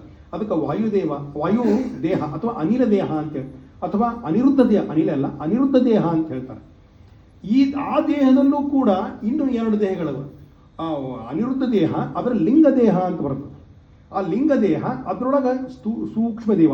ಆ ಸೂಕ್ಷ್ಮ ದೇವಿ ಪರಮಾಣು ಕ್ಷೇತ್ರದಲ್ಲಿ ಆಗಲೇ ಹೇಳಿದಂಗೆ ಅನಂತವಾದಂಥ ಜೀವಿಗಳನ್ನು ಕೂಡಿಸ್ಬೋದು ಅಂತ ಹೇಳಿದ ಮಾತು. ಆ ಸೂಕ್ಷ್ಮ ದೇಹದ ಮೇಲೆ ಒಂದು ಲೇಯರ್, ಅದ್ರ ಮೇಲೆ ಒಂದು ಲೇಯರ್, ಅದ್ರ ಮೇಲೆ ಒಂದು ಲೇಯರ್. ಈಗ ನಾವು ನಾಶವಾಗಿ ಹೋಗ್ಬಿಡ್ತೀವಿ. ನಾಶವಾದಾಗ ಈ ದೇಹ ಸುಟ್ಟು ಹಾಕ್ಬಿಡ್ತಾರೆ, ಅದನ್ನು ಮಾಡಿಬಿಡ್ತಾರೆ, ಆಗ ಈ ದೇಹ ಮುಗೀತು. ಅನಿರುದ್ಧ ದೇಹ ಬರುತ್ತೆ. ಅನಿರುದ್ಧ ದೇಹವೂ ಕೂಡ ನಾಶವಾಗ್ತದೆ, ಆದರೆ ಲಿಂಗ ದೇಹ ನಾಶವಾಗುವುದಿಲ್ಲ. ಅದಕ್ಕೆ ಅಲ್ಲೇನು ಹೇಳಿದ್ರು ಅಂತಂದ್ರೆ ಒಂದು ಲೇಯರ್ ಹೆಂಗದಪ್ಪ ಅಂತಂದ್ರೆ ಲಿಂಗ ದೇಹದಂತೆ ಲೇಯರ್ ಇದೆ. ಆ ಲಿಂಗ ದೇಹ ನಾಶವಾಯಿತು ಅಂತಂದ್ರೆ ಆಗ ಭಗವಂತ ಮೋಕ್ಷವನ್ನು ಕೊಡ್ತಾನ ಅಂತ. ಲಿಂಗ ದೇಹ ಅದಕ್ಕೆ ಹೇಳ್ತಾರೆ ನೋಡಿ ಪ್ರಸನ್ನ ವೆಂಕಟದಾಸರು, ಸಂಘವಾಗಲಿ ಸಾಧು ಸಂಘವಾಗಲಿ, ಸಂಘದಿಂದ ಲಿಂಗ ದೇಹ ಭಂಗವಾಗಲಿ ಅಂತ ಹೇಳ್ತಾರೆ. ಲಿಂಗದೇಹ ಭಂಗವಾಗೋದ್ರತು ಮೋಕ್ಷವಿಲ್ಲ, ಆ ಲಿಂಗದೇಹವು ಭಂಗವಾಗಬೇಕು ಅನ್ನೋ ಮಾತನ್ನು ಈ ಒಂದು ಸಂದೇಶದಲ್ಲಿ ನಮಗೆ ಸಿಗ್ತದೆ. ಅಂದರೆ ಲಿಂಗದೇಹ ಭಂಗವಾಗಬೇಕು ಅಂತಂದ್ರೆ ಆ ಒಂದು ಹೋಗಬೇಕು. ಆ ಲಿಂಗದೇಹ ಭಂಗವಾಗಲಿಕ್ಕೂ ಕೂಡ ಇನ್ನು 2 ಪರದೆಗಳಿರ್ತಾವಲ್ಲಿ, 2 ಪರದೆಗಳಿರ್ತಾವೆ. ಒಂದು ಸಗುಣಾಚ್ಛಾದಿಕ, ಪರಮಾಚ್ಛಾದಿಕ ಅಂತೇಳಿ.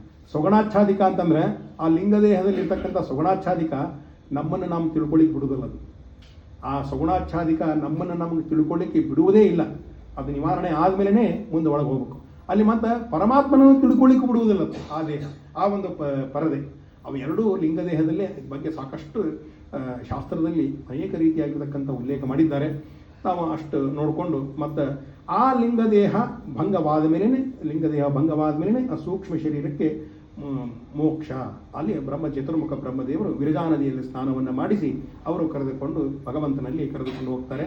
ರಾಘವೇಂದ್ರ ಸ್ವಾಮಿಗಳು ಪ್ರತಸಂಕಲ್ಪ ಗದ್ದೆಗಳು ಬರೀತಾರೆ. ಅಲ್ಲಿ ಶ್ವೇತದ್ವೀಪದಲ್ಲಿ ಪರಮಾತ್ಮನನ್ನು ಅವರು ದರ್ಶನವನ್ನು ಮಾಡಿಸಿ ಕರ್ಕೊಂಡು ಹೋಗ್ತಾರೆ. ಅದು ಮುಂದಿನ ಇಷ್ಟು ನಮಗೆ ಈ ಫೋರ್ಜಿಂಗ್ನಲ್ಲಿ ತಿಳ್ಕೊಂಡು ಫೋರ್ಜಿಂಗ್ ಕಬ್ಬಣ ಕಾಯಿಸಿ ಹೊಡೆಯೋದು, ಸ್ಮಿತಿ. ಸಣ್ಣ ಪ್ರಮಾಣಕ್ಕೆ ಸ್ಮಿತಿ ಅಂತಾರೆ, ದೊಡ್ಡ ಪ್ರಮಾಣಕ್ಕೆ ಫೋರ್ಜಿಂಗ್ ಅಂತ ಹೇಳ್ತಾರೆ. ಸೊ ಹೀಗೆ ಒಟ್ಟಿನಲ್ಲಿ ಇದರಲ್ಲಿ ನಮಗೆ ತಿಳಿದುಕೊಂಡಬೇಕಾಗಿರ್ತಕ್ಕಂಥ ಸಂದೇಶ ಏನು ಅಂತಂದ್ರೆ, ಕಾದ ಕಬ್ಬಿಣವನ್ನು ಚೆನ್ನಾಗಿ ಹೊಡೆದಾಗ ಅಲ್ಲಿರ್ತಕ್ಕಂಥ ಅಗ್ನಿಗೆ ಯಾವುದೇ ಥರದ ನೋವಿಲ್ಲ. ಹಾಗೆ ಪರಮಾತ್ಮ ನಮ್ಮಲ್ಲಿ ಅಂತರ್ಗತನಾಗಿದ್ದಾಗಲೂ ಕೂಡ ಅವನಿಗೆ ಯಾವುದೇ ರೀತಿಯಾಗಿರ್ತಕ್ಕಂಥ ವಿರೂಪಗಳು ವಿಕಾರಗಳು ಇರುವುದಿಲ್ಲ ಅನ್ನೋದು ಇಲ್ಲಿ ಸ್ಪಷ್ಟವಾಗಿರ್ತದೆ.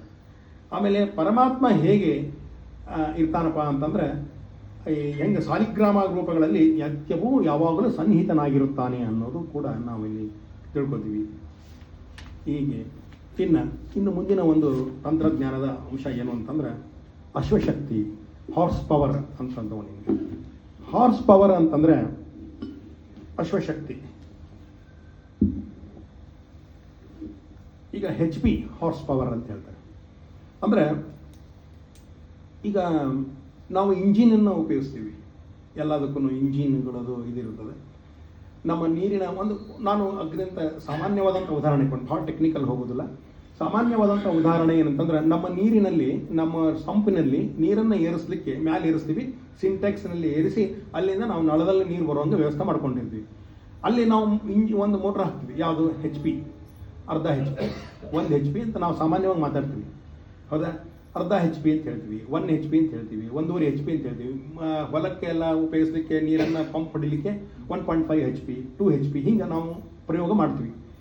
ಈಗ ಆ HP ಅಂತಂದರೆ ಏನು ಅಂತಂದರೆ, ಸಾಮಾನ್ಯವಾಗಿ ಒಂದು ಜೂಲ್ನಲ್ಲಿ ಅದನ್ನು ಸಾಮಾನ್ಯವಾಗಿ ಗಣಿತಾರೆ. ಆದರೆ ಟೆಕ್ನಿಕಲಿ ಏನ್ಬೇಕಂದ್ರೆ HPಗೆ ಯೂನಿಟ್ಟೇ ಇಲ್ಲ. ಯೂನಿಟ್ ಅಂತಂದ್ರೆ ಪ್ರಮಾಣ. ಈಗ 1 ಕಿಲೋ ಸೌತೆಕಾಯಿ ಅಂತ ಹೇಳಿ, ಅದು 1 ಕಿಲೋ ಅನ್ನೋದು ಒಂದು ಪರಿಮಾಣ 1 ಯೂನಿಟ್ ಅಂತ, 1 ಕಿಲೋ. 1 ಗ್ರಾಮ್ ಬಂಗಾರ ಅಂತ ಹೇಳಿ, 1 ಟನ್ ಕಬ್ಬಣ ಅಂತ ಹೇಳಿ, ಟನ್, ಗ್ರಾಮ್, ಇವೆಲ್ಲ ಏನವಲ್ಲ ಯೂನಿಟ್ಗಳು. ಯೂನಿಟ್ಗಳನ್ನು ಬಳಸಿ ನಾವು ವ್ಯವಹಾರ ಮಾಡ್ತೀವಿ ಜಗತ್ತಿನೊಳಗೆ. HPನೇ ಹೆಂಗೆ ಬಳಸ್ತೀರಿ? ನಂಬರ್ನಿಂದ ಬಳಸ್ಬೇಕು. HPಗೆ 1.5 ಜ್ಯೂಲ್ HP ಮೋಟರ್ ಕೊಡ್ರಿ ಅನ್ನಂಗಿಲ್ಲ, 1.5 HP ಕೊಡ್ರಿ ಅಂತೀವಿ. ಅವಾಗ 0.5 ಅಂದ್ರೆ ಏನೋ ಅದು ಗೊತ್ತಾಗ್ಬೇಕು. ಸೊ ಅಲ್ಲಿ ಏನಾಗ್ತದೆ ಅಂತಂದರೆ, HPಯನ್ನು ನಾವು ಬಳಸಬೇಕಾದ್ರೆ ಯೂನಿಟ್ ಇಲ್ಲ. ಅಂದರೆ ಅದಕ್ಕೆ ಒಂದು ನಿಸ್ಸೀಮತ ಆಗುತ್ತೆ. HPಗೆ ನಿಸ್ಸೀಮತ, ಅದು ಎಷ್ಟಾದರೂ ಇರ್ಬೋದು, 0.5 ಆದರೂ ಇರ್ಬೋದು, 1 HP ಇರ್ಬೋದು, ಅಥವಾ ಅದಕ್ಕಿಂತ ಹೆಚ್ಚಾದರೂ ಇರ್ಬೋದು. ಅಂದರೆ ಇಲ್ಲೇನಂತಂದ್ರೆ, ಈಗ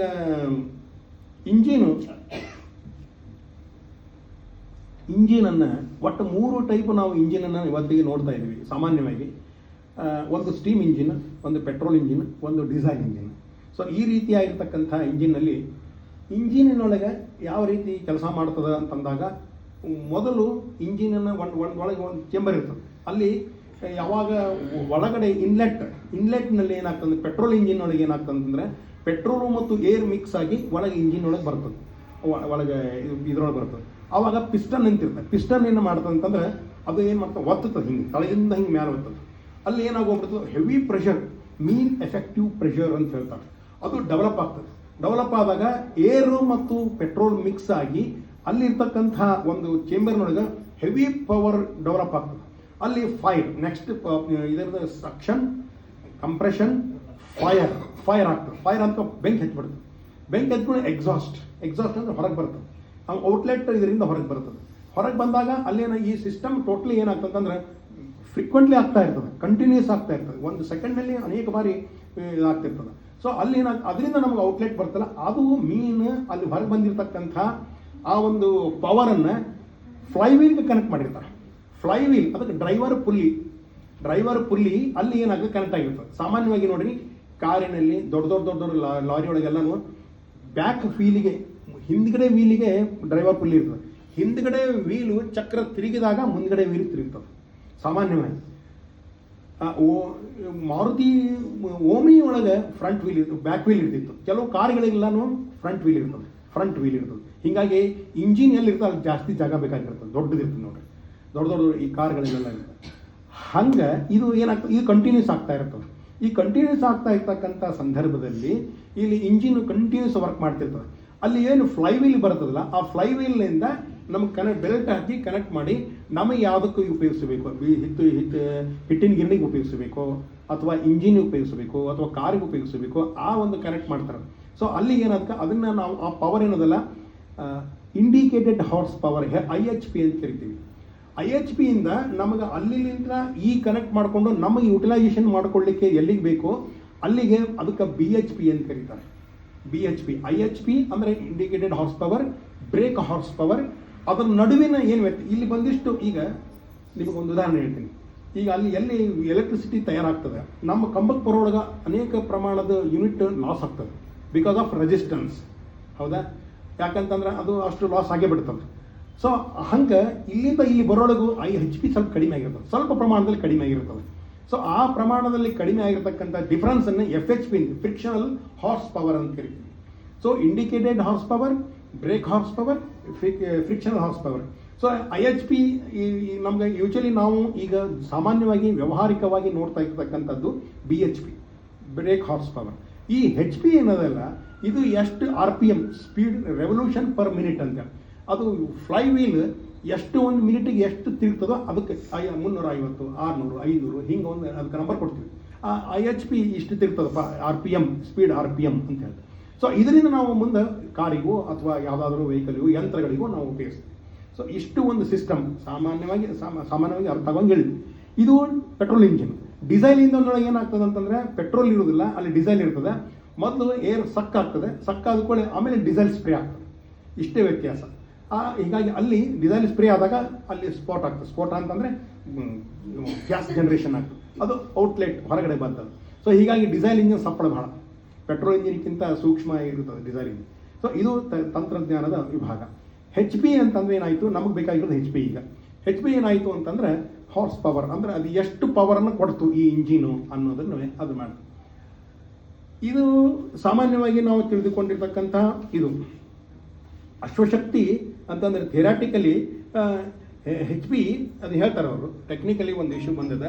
HP rates that is equal to above 746 joules per second ಒಂದು ಲೆಕ್ಕಾಚಾರದ ಮೇಲೆ ಆಡ ಜೂಲ್ ಅಂತ ಒಂದು ಲೆಕ್ಕ ಕರಿಬೇಕು ಅಂತ ಹೇಳಿ 746 joules per second ಇಂಥ ಈ ಒಂದು ಯೂನಿಟ್ ಇದೆ. ನಾ ಪೂರ್ತಿ ಇಲ್ಲ ಅಂತ ಹೇಳಿಲ್ಲ, ಯೂನಿಟ್ ಇದೆ. ಜೂಲ್ಸ್ ಅಂತ ಕರೆಯುವಂಥ ಒಂದು ಯೂನಿಟ್ ಇದೆ. ಹೀಗೆ ಈ ಒಂದು ಯೂನಿಟನ್ನು ಇಟ್ಟುಕೊಂಡಾಗ HP ಅಂತಂದ್ರೆ ನಾನು ತಂತ್ರಜ್ಞಾನದ್ದು ಆಯಿತು, ಈಗ ತತ್ವಜ್ಞಾನದೊಳಗೆ ಹೆಂಗೆ ಬರ್ತದಪ್ಪ, ಇದು ಹೆಂಗೆ ಉಪಯೋಗ ಆಗ್ತಿದನ್ನ ಅಂತಂದು ಕೇಳಿದಾಗ ಆಗ HP ಅಂತಂದ್ರೇನು, ಹಾರ್ಸ್ ಪವರ್. ಹಾರ್ಸ್ ಅಂದ್ರೆ ಅಶ್ವ ಅಂತಂದ್ರೆ ಹಯವದನ, ಹಯಗ್ರೀವ ದೇವರ ಒಂದು ಶಕ್ತಿ. ಹಯಗ್ರೀವ ದೇವರ ಶಕ್ತಿ ಎಷ್ಟದಪ್ಪ ಅಂತಂದು ಕೇಳಿದಾಗ ವಾದಿರಾಜ ಸ್ವಾಮಿಗಳು ಬರೀತಾರೆ, ನಾರಾಯಣನ ನೆನೆ ಮನವೇ ನಾರಾಯಣನ ನೆನೆ ಅಂತ ಹೇಳ್ತಾರೆ. ಸಿರಿದೇವಿ ಸುರರೊಳಗೆ ಹಯವದನ ನಿನಗಾರು ಸರಿ ಎಂದು ಸುರವೆನೆನ್ನಯ್ಯ, ಮನವೇ ಅಂದರ ಹಯವದನ ಸಾಕ್ಷಾತ್ ನಾರಾಯಣ ನಿನಗಾರು ಸಾಟಿ ಅಂತ ಹೇಳ್ತಾರೆ. ಅಲ್ಲಿ HP ನಾವು ಲೆಕ್ಕ ಹಿಡಿಲಿಕ್ಕೆ ಬರುವುದಿಲ್ಲ. ಜೂಲ್ಸ್ ಅಂತ ಏನೋ ಒಂದು ಸಾಮಾನ್ಯವಾಗಿ ಇಟ್ಕೊಂಡು ಕೂತಿರ್ತೀವಿ, ಖರೆ 0.5 HP ಅಂತ ಹೇಳ್ತೀವಿ, 1 HP ಅಂತ ಹೇಳ್ತೀವಿ. ಭಗವಂತ ನಿನ್ನ HP, ನಿನ್ನ ಹಾರ್ಸ್ ಪವರ್ ಯಾವುದಕ್ಕೆ ಸೀಮಿತ, ನಿಸ್ಸೀಮ ನೀನು. ನಿನ್ನ ಶಕ್ತಿ ಇಷ್ಟ, ನಿನ್ನ ಗುಣಗಳು ಇಷ್ಟ, ನಿನ್ನ ಅನಂತ ರೂಪಗಳು ಇಷ್ಟ, ನಿನ್ನ ಕ್ರಿಯೆಗಳು ಇಷ್ಟ ಅಂತಂದು ಹೇಳಿಕ್ಕೆ ಸಾಧ್ಯನೇ ಇಲ್ಲ ಅಂತ ಹೇಳ್ಬಿಟ್ರೆ ವಾದಿರಾಜ ಸ್ವಾಮಿಗಳು. ಅದಕ್ಕೆ ಅವ್ರು ಹೇಳ್ತಾರೆ, ಹಲ್ಲಣವಿಲ್ಲದ ಕುದುರೆ ವಲ್ಲದು ಕಡಿವಾಣದ ಕುದುರೆ, ಬೆಲ್ಲ ಕಡಿಲೆ ಮೆಲ್ಲುವ ಕುದುರೆ ಇಲ್ಲವಲ್ಲದು ಕಡಿವಾಣ ಕುದುರೆ. ಭಗವಂತನನ್ನು ಕಡಿವಾಣಕ್ಕೆ ಹಾಕಿ ನಿಂದಿಸಕ್ಕೆ ಬರುವುದಿಲ್ಲ.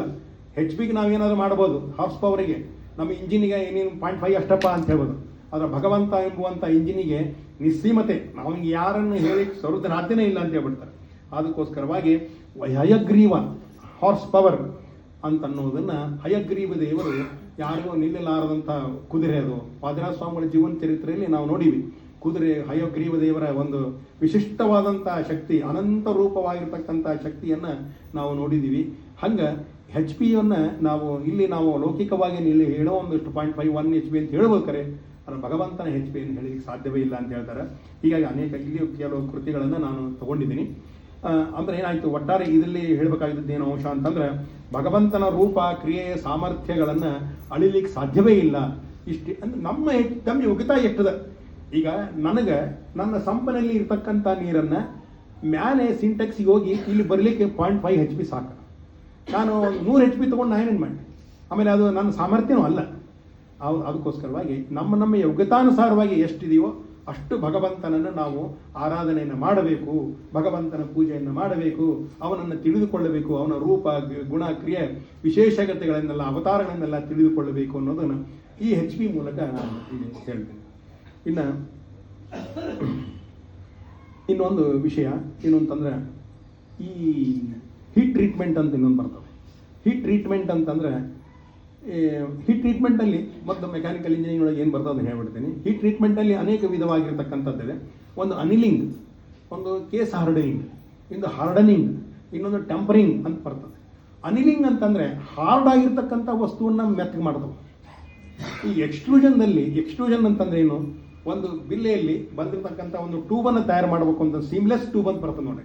ಸೀಮ್ಲೆಸ್ ಟ್ಯೂಬ್ಗಳನ್ನು ತಯಾರು ಮಾಡ್ಬೇಕಂದ್ರೆ ಅದು ಏನಾಗಿರ್ತದೆ, ಹಾರ್ಡ್ ಆಗಿರ್ತದೆ. ಆ ಪ್ರೊಸೆಸ್ನಲ್ಲಿ ಅದನ್ನು ಮೆತ್ತಗೆ ಮಾಡಬೇಕಾಗಿರ್ತದೆ. ಈಗ ನಿಮ್ಗೆ ಟೂತ್ಪೇಸ್ಟ್ ಅಥವಾ ಒಂದು ಹಿಂಗೆ ಟೂತ್ಪೇಸ್ಟು ಫೇರ್ ಅಂಡ್ ಲವ್ಲಿ, ಅವು ಈಗೆಲ್ಲ ಪ್ಲಾಸ್ಟಿಕ್ ಬರಲಿಕ್ಕೆ ಅವಾಗೆಲ್ಲ ಅಲ್ಯೂಮಿನಿಯಮ್ದಿದ್ದು. ಅವು ಹಾರ್ಡ್ ಆಗಿತ್ತಂದ್ರೆ ಎಷ್ಟು ಹೊತ್ತಿದ್ರು ಕ್ರೀಮ ಹೊರಗೆ ಬರೋದಿಲ್ಲ. ಅಂಥದ್ರಲ್ಲಿ ಅದನ್ನು ಮೆತ್ತಗೆ ಮಾಡಬೇಕಾಗಿರ್ತದೆ. ಅವಾಗ ಏನಾಗುತ್ತೆ, ಅದಕ್ಕೆ ಅನಿಲಿಂಗ್ ಅಂತ ಹೇಳ್ತಾರೆ. ಅನಿಲಿಂಗ್ ಅಂತಂದರೆ ಒಂದು ಸರ್ಟನ್ 250 ರಿಂದ 300 ಡಿಗ್ರಿ ಟೆಂಪರೇಚರ್ನಲ್ಲಿ ಒಂದು ಪ್ರೊಸೆಸ್ನಲ್ಲಿ ಅದನ್ನು ಪಾಸ್ ಮಾಡಿದಾಗ ಅದು ಮೆತ್ತಗಾಗ್ತದೆ. ಅದು ನ್ಯಾಚುರಲ್ ಆಗಿ ಅದನ್ನು ಕೂಲ್ ಮಾಡಬೇಕು, ಒಮ್ಮೆಲೆ ಕೂಲ್ ಮಾಡ್ತಕ್ಕಂಥ ಅದಕ್ಕೊಂದು. ಆಮೇಲೆ ಇದು ಒಂದು ಅನಿಲಿಂಗ್ ಅಂತ ಪ್ರೊಸೆಸ್. ಟೆಂಪರಿಂಗ್ ಅಂತಂದ್ರೆ ಏನು ಅಂತಂದರೆ, ಒಂದು ವಸ್ತುವನ್ನು ಚೆನ್ನಾಗಿ ಕಾಸಿ ಬಿಟ್ಬಿಡ್ಬೇಕು, ನ್ಯಾಚುರಲ್ ಆಗಿ ಕೂಲ್ ಆಗ್ತದೆ, ಅದು ಟೆಂಪರಿಂಗ್ ಆಗ್ತದೆ. ಇನ್ನು ಕೇಸ್ ಹಾರ್ಡನಿಂಗ್ ಅಂತಂದರೆ ಒಂದು ದೊಡ್ಡದೊಂದು ಶಾಫ್ಟಲ್ಲಿ ಒಂದು 5 mm ಅಷ್ಟೇ ಹಾರ್ಡ್ ಬೇಕಾಗಿರ್ತದೆ. ನಮ್ಮ ಒಳಗೆ ಏನು ಬೇಕಾಗಿರಂಗಿಲ್ಲ, ಮೇಲಿನ ಕೆಲಸಕ್ಕೆ ಅಷ್ಟೇ ನಮಗೆ ಹಾರ್ಡ್ ಬೇಕಾಗಿರುತ್ತೆ. ಅದಕ್ಕೆ ಕೇಸ್ ಹಾರ್ಡನಿಂಗ್ ಅಂತ ಹೇಳ್ತಾರೆ. ಅದು ಒಂದು ಪ್ರೋಸೆಸ್ ಇದೆ. ಹೀಗೆ ಅನೇಕ ರೀತಿಯಾಗಿರ್ತಕ್ಕಂಥ ಪ್ರೋಸೆಸ್ಗಳು ಹೀಟ್ ಟ್ರೀಟ್ಮೆಂಟಲ್ಲಿ ಬರ್ತವೆ. ಈಗೆಲ್ಲ ನಿಮಗೆ ಸಾಮಾನ್ಯವಾಗಿ ಬೇರಿಂಗ್ಸ್ ನೋಡಿರ್ತೀರಿ ನೀವು, clutch bearings company, SKF bearings, ಬೇರೆ ಬೇರೆ ಕಂಪನೀಸ್ ಬೇರಿಂಗ್ಸ್ ನೋಡಿರ್ತಿರಲ್ಲ, ನಮ್ಮ ಮೋಟರ್ ಸೈಕಲ್ನಲ್ಲಿ ಇರ್ತಾವೆ, ಕಾರ್ ಒಳಗೆ ಇರ್ತವೆ. ಆ ಬೇರಿಂಗ್ಸ್ ತಯಾರು ಮಾಡ್ತಕ್ಕಂಥದ್ದು ಹೀಟ್ ಟ್ರೀಟ್ಮೆಂಟ್ನಲ್ಲೇ ಮಾಡಿರ್ತಾರೆ. ಸೊ ಇದು ಹೀಟ್ ಟ್ರೀಟ್ಮೆಂಟಿಗೆ ಸಂಬಂಧಪಟ್ಟಂಥ ವಿಷಯ. ಇದರೊಳಗೆ ಹೆಂಗೆ ಬರ್ತದಪ್ಪ, ದಾಸ ಸಾಹಿತ್ಯದೊಳಗೆ ಹೆಂಗೆ ಬರ್ತದೆ ಅಂತಂದು ಕರೆದ್ರೆ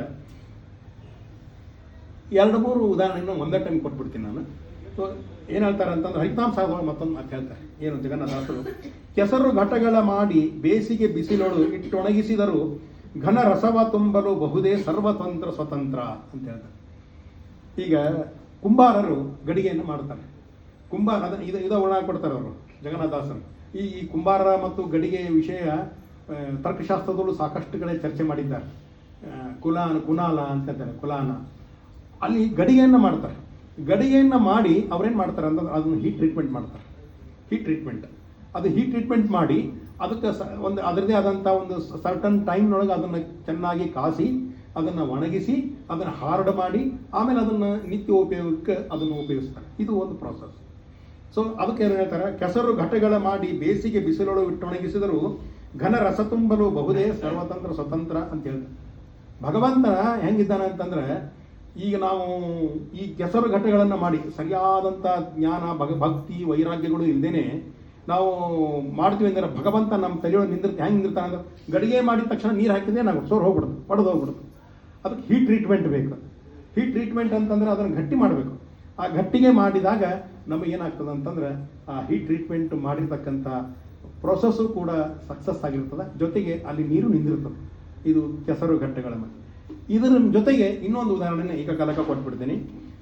ಇಟ್ಟಿಗೆ ಮೇಲೆ ನಿಂತ ನಮ್ಮ ವಿಠ್ಠಲ ತಾನು ಅಂತ ಹೇಳ್ತಾರೆ. ಹಾಡು ಬರ್ತದೆ, ನೀವು ಹಾಡ್ತೀರ ಅದನ್ನು ಸಾಮಾನ್ಯವಾಗಿ. ಸಾಕಷ್ಟು ಹಾಡ್ಬೇಕು. ಇಟ್ಟಿಗೆ ಕೊಟ್ಟವನೇ ಕೊಟ್ಟ, ನೀನೇನು ಅಷ್ಟು ಭಾಗ್ಯವ ಕೊಟ್ಟೆ, ಬಡಬ್ರಾಹ್ಮಣನಿಗೆ ಅವಲಿಗೆ ಅಂತ ಅನ್ನೋ ಮಾತನ್ನು, ಇಟ್ಟಿಗೆ ಮೇಲೆ ಮೆಟ್ಟಿ ನಿಂತ ಚರಣ, ಜಟ್ಟಿಗರ ಎಲ್ಲವನ್ನು ಕುಟ್ಟಿ ಕೆಡವಿದ ಚರಣ, ವಿಜಯದಾಸರ ಮಾತಿದೆ. ಆಮೇಲೆ ಹೀಗೆ ಅನೇಕ ರೀತಿಯಾಗಿರ್ತಕ್ಕಂಥ ಹಾಡುಗಳಲ್ಲಿ ಇಟ್ಟಂಗಿ, ಗಡಿಗೆ ಎರಡೂ ಏಕಕಾಲಕ್ಕೆ. ನಾ ಬೇರೆ ಬೇರೆ ಬರೆದೇನಿಲ್ಲ, ಸ್ವಲ್ಪ ಲಘುನ ಒಂದೇ ಟೈಮಿಗೆ ತೊಗೊಂಬೋಣ ಅಂತ ಹಿಂಗೆ ವಿಚಾರ ಮಾಡಿ. ಸಮಯದ ಅಭಾವ ಇರೋದ್ರಿಂದ ಮುಂದೆ ಹೇಳೋದು ಭಾಳ ಅದ. ಹೀಗೆ ಇಟ್ಟಂಗಿ ಮತ್ತು ಗಡಿಗೆ ಎರಡನ್ನೂ ಏಕಕಾಲಕ್ಕೆ ನಾವು ತಗೊಂಡಾಗ ಹೀಟ್ ಟ್ರೀಟ್ಮೆಂಟ್ ಇಲ್ಲದೇ ಇಟ್ಟಂಗಿ ಕೂಡ ನಿಂದಿರ್ಲಿಕ್ಕೆ ವಿಠೋಬಾವ ಅಖಿಲಾಂಡ ಕೋಟಿ ಬ್ರಹ್ಮಾಂಡ ನಾಯಕ ಒಂದು ಇಟ್ಟಂಗಿ ಮೇಲೆ ನಿಂತಾನ ಅಂತಂದ್ರೆ ಅದು ಗಟ್ಟಿರ್ಬೇಕು, ಸ್ವಲ್ಪ ಅಟ್ಲೀಸ್ಟ್ ಸ್ವಲ್ಪ ಗಟ್ಟಿರ್ಬೇಕಲ್ಲ. ಅವೇನೋ ತಂದೆ ತಾಯಿ ಪುಂಡರೀಕ ತಂದೆ ತಾಯಿ ಸೇವೆ ಮಾಡಿಕತ್ತ ಇವ ಬಂದ, ಯಾರು ವಿಠೋಬ ಪಂಡರಾಪುರದ ಪಾಂಡುರಂಗ ಬಂದ, ನಾನು ನಮ್ಮ ತಂದೆ ತಾಯಿ ಸೇವೆ ಮಾಡಿಕತ್ತೀನಿ, ನೀವೊಂದು 5 ಮಿನಿಟ್ ನಿಂದ್ರೆ ನನ್ನ ಸಂಬಂಧ ಅಂತೇಳಿ ಇಟ್ಟಂಗಿ ಹಿಂಗೆ ಒಗಿತಾನೆ. ಆ ಇಟ್ಟಂಗಿ ಮೇಲೆ ಅವನು ನಿಂತು ಬಿಡ್ತಾನೆ. ಹಂಗೆ ಸೊಂಟ ಮೇಲೆ ಕೈ ಇವತ್ತು ಹಂಗೆ ನಿಂತ್ಬಿಟ್ಟಾನವ. ಸೊ ಇದು ಕಥೆ. ಸೊ ಅದಕ್ಕೆ ಪುಂಡರೀಕ ವರದ ಅದಕ್ಕೆ ಹೇಳ್ತಾರೆ ನೋಡ್ರಿ. ಹಿಂಗೆ ಅವ ಇಟ್ಟಂಗಿ ಮೇಲೆ ಎಲ್ಲ ಪರಮಾತ್ಮ ಆಯ್ತು, ಇಟ್ಟಂಗಿ ಬಗ್ಗೆ ವಿಚಾರ ಮಾಡ್ಬೇಕಲ್ಲ, ಒಂದು ಸ್ವಲ್ಪ ಏನಾರು ಒಂದು ಸ್ವಲ್ಪ ತಿಳ್ಕೊಳ್ಬೇಕಲ್ಲ ಅಂತ ನಾನು ವಿಚಾರ ಮಾಡಿದೆ. ಅದಕ್ಕೆ ಇಟ್ಟಂಗಿ ಏನಾಯಿತು ಅಂತಂದ್ರೆ ಅದನ್ನು ಸಾಮಾನ್ಯವಾಗಿ ನೀವು ಇಟ್ಟಂಗಿ ಬಟ್ಟಿ ನೋಡ್ಬೇಕು, ಇಲ್ಲೆಲ್ಲ ನೋಡಿರ್ತೀರಿ. ಅದನ್ನು ಒಳ್ಳೆ ಒಂದು ಸರ್ಟನ್ ಟೆಂಪ್ರೇಚರ್ನಲ್ಲಿ ಕಾಯಿಸಿ ಅದನ್ನು ಒಂದು ಸ್ವಲ್ಪ ಟ್ರೀಟ್ಮೆಂಟ್ ಕೊಟ್ಟು ಅದನ್ನು ಗಟ್ಟಿ ಮಾಡ್ತೀವಿ.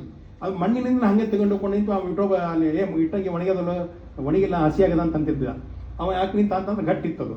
ಹಂಗೆ ಆಗಿನ ಕಾಲಕ್ಕೂ ಕೂಡ ದಾಸರ ಕಾಲದಲ್ಲೂ ಕೂಡ ಹೀಟ್ ಟ್ರೀಟ್ಮೆಂಟ್ ಗೊತ್ತಿತ್ತು ಅನ್ನೋದನ್ನು ನಾನು ಹೇಳ್ತೀನಿ. ಈ ಹೀಟ್ ಟ್ರೀಟ್ಮೆಂಟ್ ಗೊತ್ತಿರುವುದರಿಂದನೇ ಇಟ್ಟಂಗಿ ಮೇಲೆ ಅನೇಕ ಕೃತಿಗಳ ರಚನೆ ಆದವು, ಗಡಿಗೆ ಮೇಲೆ ಅನೇಕ ಕೃತಿಗಳ ರಚನೆ ಆದವು.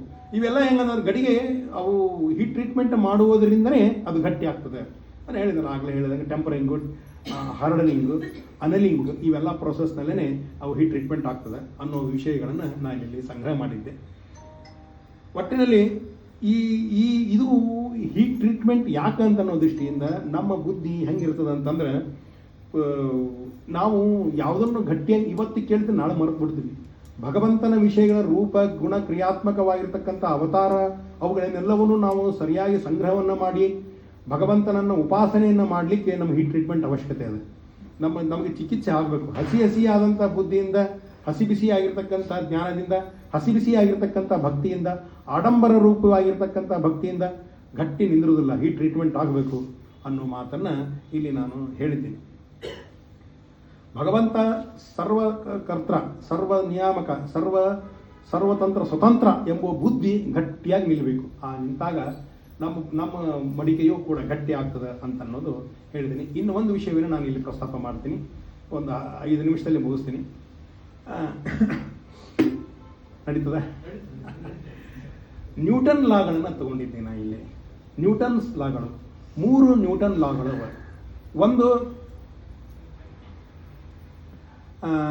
ಒಂದು ನ್ಯೂಟನ್ನಿನ ಲಾಗಳಲ್ಲಿ ಒಂದನೇದು ಕನ್ನಡದಲ್ಲಿ ಹೇಳ್ಬಿಟ್ಟಿದ್ದೀನಿ. ಅದೇನಂತಂದ್ರೆ, ಯಾವುದೇ ಹೊರಭಾಗ್ಯದ ಬಾಹ್ಯವಾದಂಥ ಒತ್ತಡ ಅಥವಾ ಒಂದು ಬಾಹ್ಯವಾಗಿರ್ತಕ್ಕಂಥ ಯಾವುದೇ ಒಂದು ಒತ್ತಡವೋ ಕಾರ್ಯವೋ ಇದ್ದಿದ್ದಿಲ್ಲ ಅಂತಂದ್ರೆ ಯಾವುದೇ ಒಂದು ವಸ್ತು ತನ್ನ ಸ್ಥಳದಿಂದ ಚಲಿಸುವುದಿಲ್ಲ.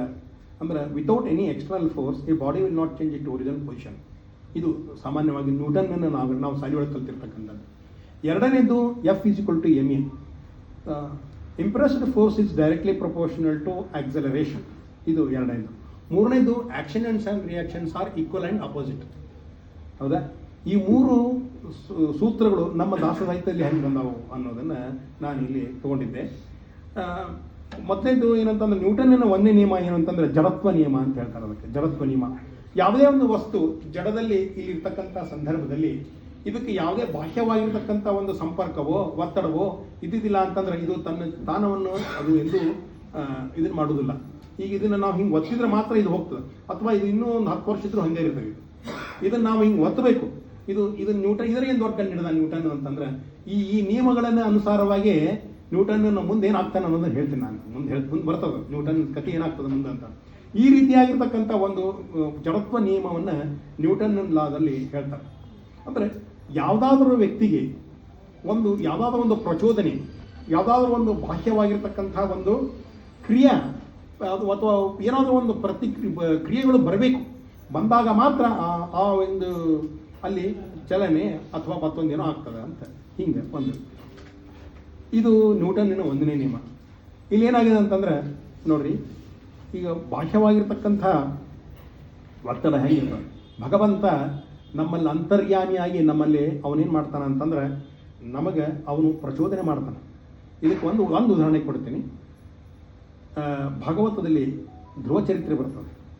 ಯೋಂತ ಪ್ರವಿಶ್ಯ ಮಮ ವಾಚಮಿಮಾಂ ಪ್ರಸುಪ್ತಾಂ ಸಂಜೀವಯದ್ಯಖಿಲ ಶಕ್ತಿಧರ ಸ್ವಧಾಮ್ನಾಂ ಅನ್ಯಾಂಶ್ಚ ಹತ್ತ ಚರಣ ಶ್ರವಣತ್ವಗಾದೀನ್ ಪ್ರಾಣಾನ್ನಮೋ ಭಗವತೆ ಪುರುಷಾಯ ತುಭ್ಯಂ ಅಂತ. ಧ್ರುವ ತಪಸ್ಸು ಮಾಡ್ತಾನೆ. ತಪಸ್ಸು ಮಾಡಿದ ಕೂಡಲೇ ಅವಂಗ ಭಗವಂತ ಸ್ವಲ್ಪ ದಿವಸ ಆದಮೇಲೆ, ಒಂದು 6 ತಿಂಗಳು 7 ತಿಂಗಳು ಆದಮೇಲೆ ಅವನಿಗೆ ದರ್ಶನವನ್ನು ಕೊಡ್ತಾನೆ. ಧ್ರುವನಿಗೆ ಏನು ಮಾತಾಡಬೇಕು ಗೊತ್ತಾಗೋದಿಲ್ಲ, ಸುಮ್ಮನೆ ನಿಂತು ಬಿಡ್ತಾನೆ ಧ್ರುವ. ನಿಂತ ಕೂಡಲೇ ಹಾಗೆ ನಾವು ಹೋಗ್ಬಿಡ್ತದೆ. ಭಗವಂತ ನಾರಾಯಣ ದೇವರು ಅವನ ಕೆನ್ನೆಗೆ ಶಂಖವನ್ನು ಸ್ಪರ್ಶ ಮಾಡ್ತಾನೆ, ಮಾತಾಡುವಂತ ಹೇಳ್ತಾನೆ. ಮಾತಾಡಿದ ಮೇಲೆ ಅವನು ಯೋಂತ ಪ್ರವಿಶ್ಯ ಮಮ ವಾಚಮಿವಾಂ, ನನ್ನಲ್ಲಿರ್ತಕ್ಕಂಥ ಸುಪ್ತವಾಗಿರ್ತಕ್ಕಂಥ ಎಲ್ಲ ಇಂದ್ರಿಯಗಳು ನನ್ನಲ್ಲಿ ತಟಸ್ಥಗೊಂಡು ಬಿಟ್ಟಿದ್ವು. ಕಣ್ಣು ನೋಡ್ಲಿಕ್ಕೆ ಚಿನಿ, ಆದರೆ ನೀನೊಂದು ಗೊತ್ತಾಗಲ್ತು. ಮಾತಾಡ್ಲಿಕ್ಕೆ ನನಗೆ ಮುಖ ಇಲ್ಲ, ಬಾಯಿ ಇಲ್ಲ, ಎಲ್ಲ ನಿಂತು ಹೋಗ್ಬಿಟ್ಟದ. ನೀನು ಪ್ರೇರಣೆ ಮಾಡುವುದರಿಂದನೇ ನಾನು ಮಾತಾಡ್ತೀನಿ ಭಗವಂತ ಅಂತ ಸ್ತೋತ್ರವನ್ನು ಮಾಡತಕ್ಕಂಥ ಧ್ರುವ ಚರಿತ್ರೆ ನ್ಯೂಟನ್ಸನ್ನು ಮೊದಲೇ ನಾನು. ಯಾವುದಾದ್ರೂ ಒಂದು ಎಕ್ಸ್ಟರ್ನಲ್ ಭಗವಂತ ಎನ್ನುವಂಥ ಎಕ್ಸ್ಟರ್ನಲ್ ಫೋರ್ಸ್ ಇದ್ರೆ ಮಾತ್ರ ನಾವು ಮಾತಾಡ್ತೀವಿ. ನಮ್ಮ ಇಂದ್ರಿಯಗಳು, ನಾವು ಫೋನ್ನಾಗ ಮಾತಾಡ್ತಿರ್ತೀವಿ. ಸಾಮಾನ್ಯವಾಗಿ ನಿಮಗೆಲ್ಲರಿಗೂ ಒಂದು ವಿಷಯ ಅನುಸಂಧಾನ ಆಗಿರ್ತದೆ. ಫೋನ್ನೊಳಗೆ ಯಾರ್ದೋ ಒಂದು ಕಾಲ್ ಬರ್ತದೆ, ಆ ವ್ಯಕ್ತಿ ಚಿತ್ರಣ ನಮ್ಮ ಕಣ್ಣು ಮುಂದೆ ಬರ್ತದೆ. ಇಲ್ಲ, ಆ ವ್ಯಕ್ತಿಯ ಚಿತ್ರಣ ನಮ್ಮ ಕಣ್ಣು ಮುಂದೆ ಬರ್ತಿರ್ತದೆ. ಹಾಗಾದ್ರೆ ಕಣ್ಣು ನಾವೇನೋ ನೋಡ್ತಿರ್ತೀವಿ, ಎದುರಿಗೆ ಬಂದಿರ್ತಾರೆ, ಅವ್ರು ಮಾತಾಡ್ಸೋದಿಲ್ಲ. ಫೋನ್ನಾಗಿರೋ ಜೊತೆನೇ ನಾವು ಇರ್ತೀವಿ. ಯಾಕಂತಂದ್ರೆ ಭಗವಂತ ಎದುರಿಗೆ ಇದ್ರೂ ಸಹಿತ, ನಮ್ಮ ಕಣ್ಣು ಎದುರಿಗೆ ಇದ್ರೂ ಸಹಿತ ನಾವು ನೋಡುವುದಿಲ್ಲ ಅಂತಂದ್ರೆ ಅದು ಭಗವಂತನ ಪ್ರೇರಣೆ ಆಗಿರೋದಿಲ್ಲ ಅಂತ ಅರ್ಥ. ಮೊಬೈಲ್ ಪ್ರೇರಣೆ ಆಗಿರ್ತದೆ ಅಂತಂದ್ರೆ. ಹಾಗೆ ಇದು ಸಾಮಾನ್ಯವಾಗಿ ನಮಗೆಲ್ಲರಿಗೂ ಆಗಿರ್ತಕ್ಕಂಥ ವಿಷಯವೇ. ಹೀಗಾಗಿ ಯಾವುದೇ ರೀತಿ ಇರತಕ್ಕಂಥ ಒಂದು ಬಾಹ್ಯವಾಗಿರ್ತಕ್ಕಂಥ ಒಂದು ಪ್ರಚೋದನೆ ಆದಾಗ ಮಾತ್ರ ನಾವು ಆಕ್ಟಿವೇಟ್ ಆಗ್ತೀವಿ, ಇಲ್ಲಾಂದ್ರೆ ನಾವು ಆಕ್ಟಿವೇಟ್ ಆಗುವುದಿಲ್ಲ ಅನ್ನೋ ಮಾತು ಇಲ್ಲಿ ಸ್ಪಷ್ಟವಾಗಿ ಕಂಡು ಬರುತ್ತದೆ. ಇದು 1ನೇ ನಿಯಮ. ಆಮೇಲೆ ಇದ್ರ ಜೊತೆಗೆ ಅನೇಕ ಕೃತಿಗಳ, ಇಲ್ಲಿ ಅನೇಕ ಹಾಡುಗಳನ್ನೆಲ್ಲ ತಗೊಂಡಿನಿ ನಾನು. ಸಮಯದ ಅಭಾವ ಇರೋದ್ರಿಂದ ಸ್ವಲ್ಪ ಹಂಗೆ ಮುಂದೆ ಹೋಗ್ತೀನಿ. ಸೊ ಹೀಗೆ ಈ 1ನೇ ನ್ಯೂಟನ್ನಿನ 1ನೇ ನಿಯಮ, ಇದಕ್ಕೆ ನಾವು ಗಾಯತ್ರಿ ಮಂತ್ರದಲ್ಲೂ ಕೂಡ ನಾವು ಇದನ್ನು ಉಪಯೋಗಿಸಬಹುದು.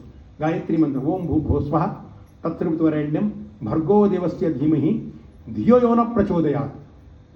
ಪ್ರಚೋದಯಾತ್, ಭಗವಂತ ನನ್ನ ಬುದ್ಧಿ, ನನ್ನ ಇಂದ್ರಿಯಗಳು, ಸರ್ವೇಂದ್ರಿಯಗಳು, ಕರ್ಮೇಂದ್ರಿಯಗಳು, ಜ್ಞಾನೇಂದ್ರಿಯಗಳನ್ನು ಎಲ್ಲವನ್ನೂ ನೀನು ಪ್ರಚೋದನೆ ಮಾಡಿದರೆ ಮಾತ್ರ ನಾನು ಆಕ್ಟಿವೇಟ್ ಆಗ್ತೀನಿ, ಇಲ್ಲ ನೀವು ಮಾಡಲಿಲ್ಲ ಅಂದ್ರೆ ಆಕ್ಟಿವೇಟ್ ಆಗುವುದಿಲ್ಲ ನಾನು ಅನ್ನೋ ಮಾತನ್ನು 1ನೇ ನಿಯಮದಲ್ಲಿ ಧ್ರುವ ಚರಿತ್ರೆಯಿಂದ ತತ್ವಜ್ಞಾನದಲ್ಲಿ ಮೂಲಕ ಈ ತಂತ್ರಜ್ಞಾನಕ್ಕೆ ಇಲ್ಲಿ ಒಂದು ಹೋಲಿಕೆಯನ್ನು ಮಾಡಿದ್ದೆ.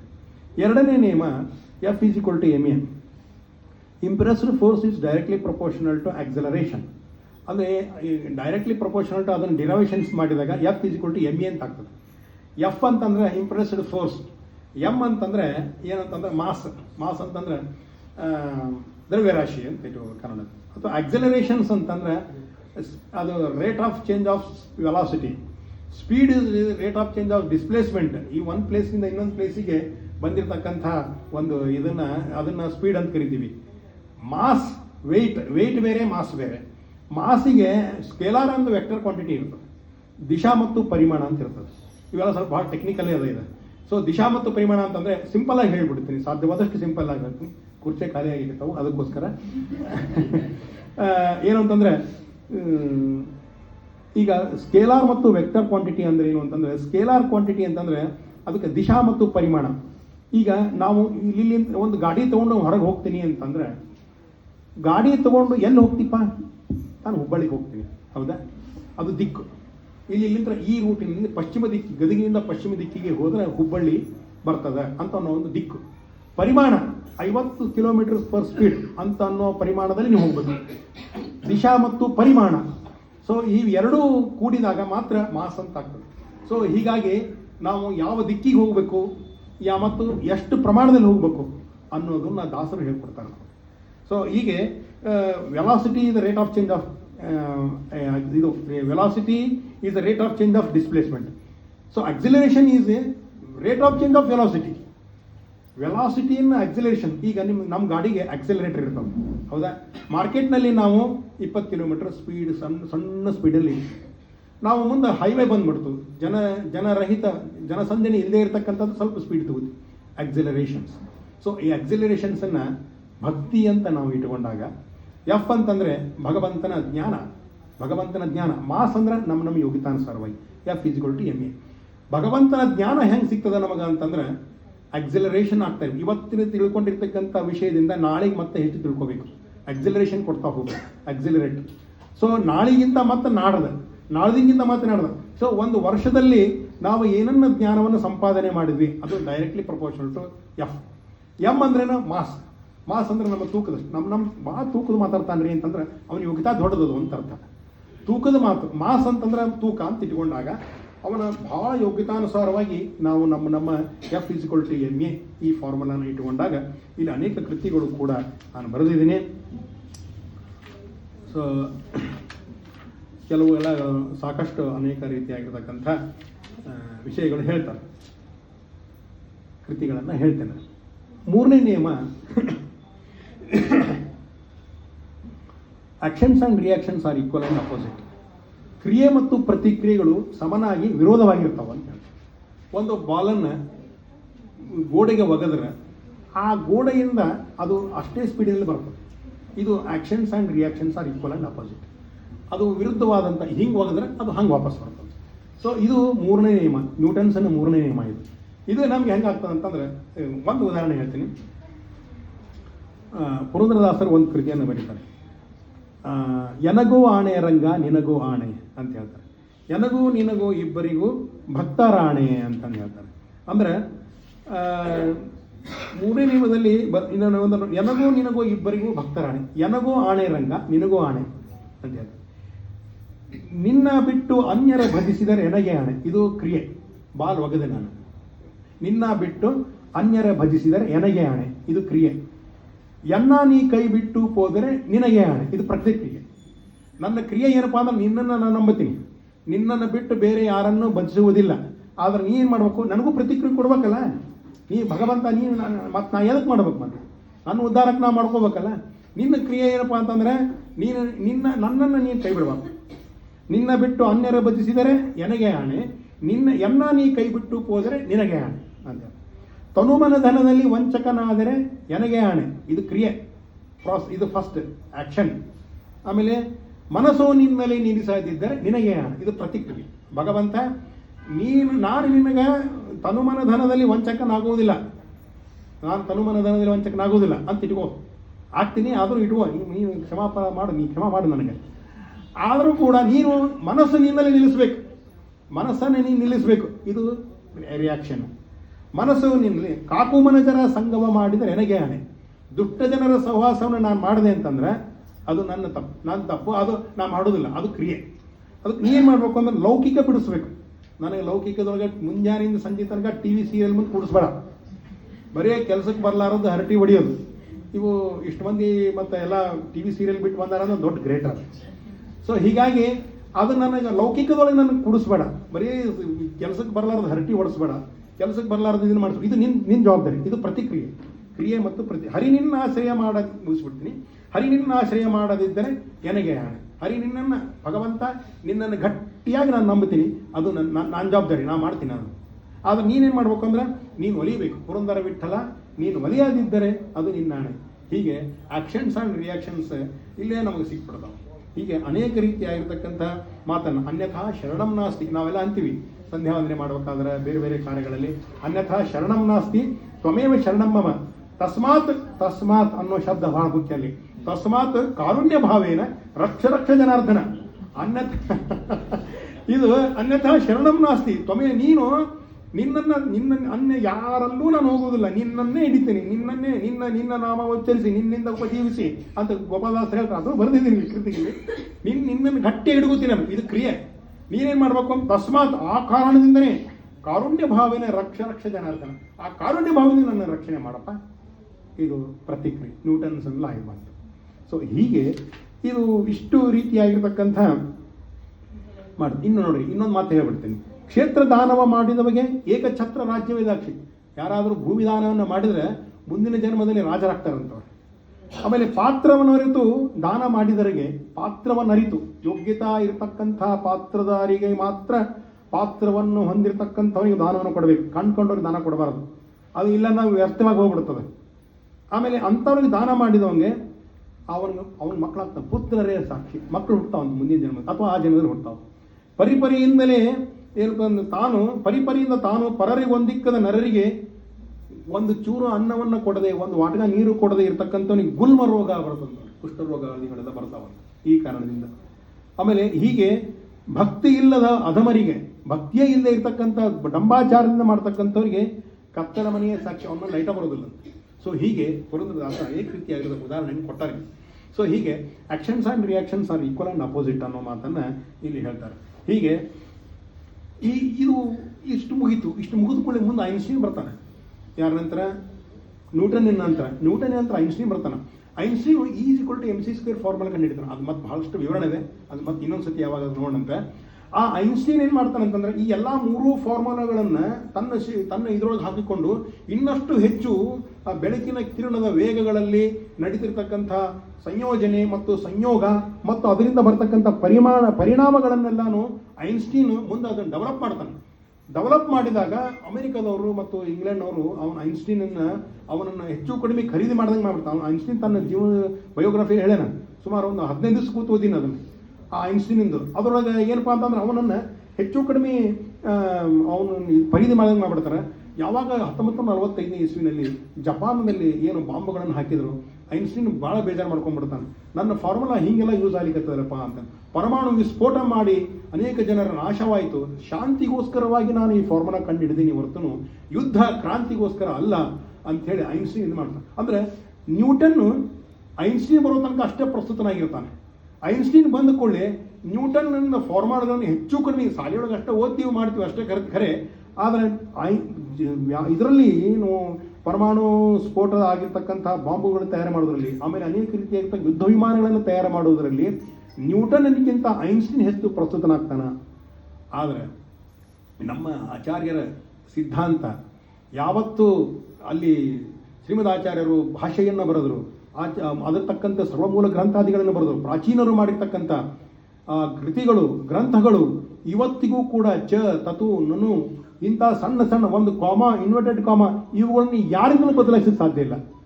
ಐನ್ಸ್ಟೀನು ನ್ಯೂಟನನ್ನು ಬದಲಾಯಿಸಿದ ತಂತ್ರಜ್ಞಾನದಲ್ಲಿ, ತತ್ವಜ್ಞಾನದಲ್ಲಿ ಕೂಡ. ಇನ್ನೂ ರಾಯರು ಒಂದು ಮಾತು ಹೇಳ್ತಾರೆ, ಏನು ಅಂತಂದ್ರೆ, ನನಗೆ ಟೀಕಾಕೃತ್ಪಾದರ ವಾಕ್ಯಗಳಲ್ಲಿ ಅನೇಕ ಹೊಸ ವಿಚಾರಗಳು ಗೊಳಿಲಿಕ್ಕತ್ತವು.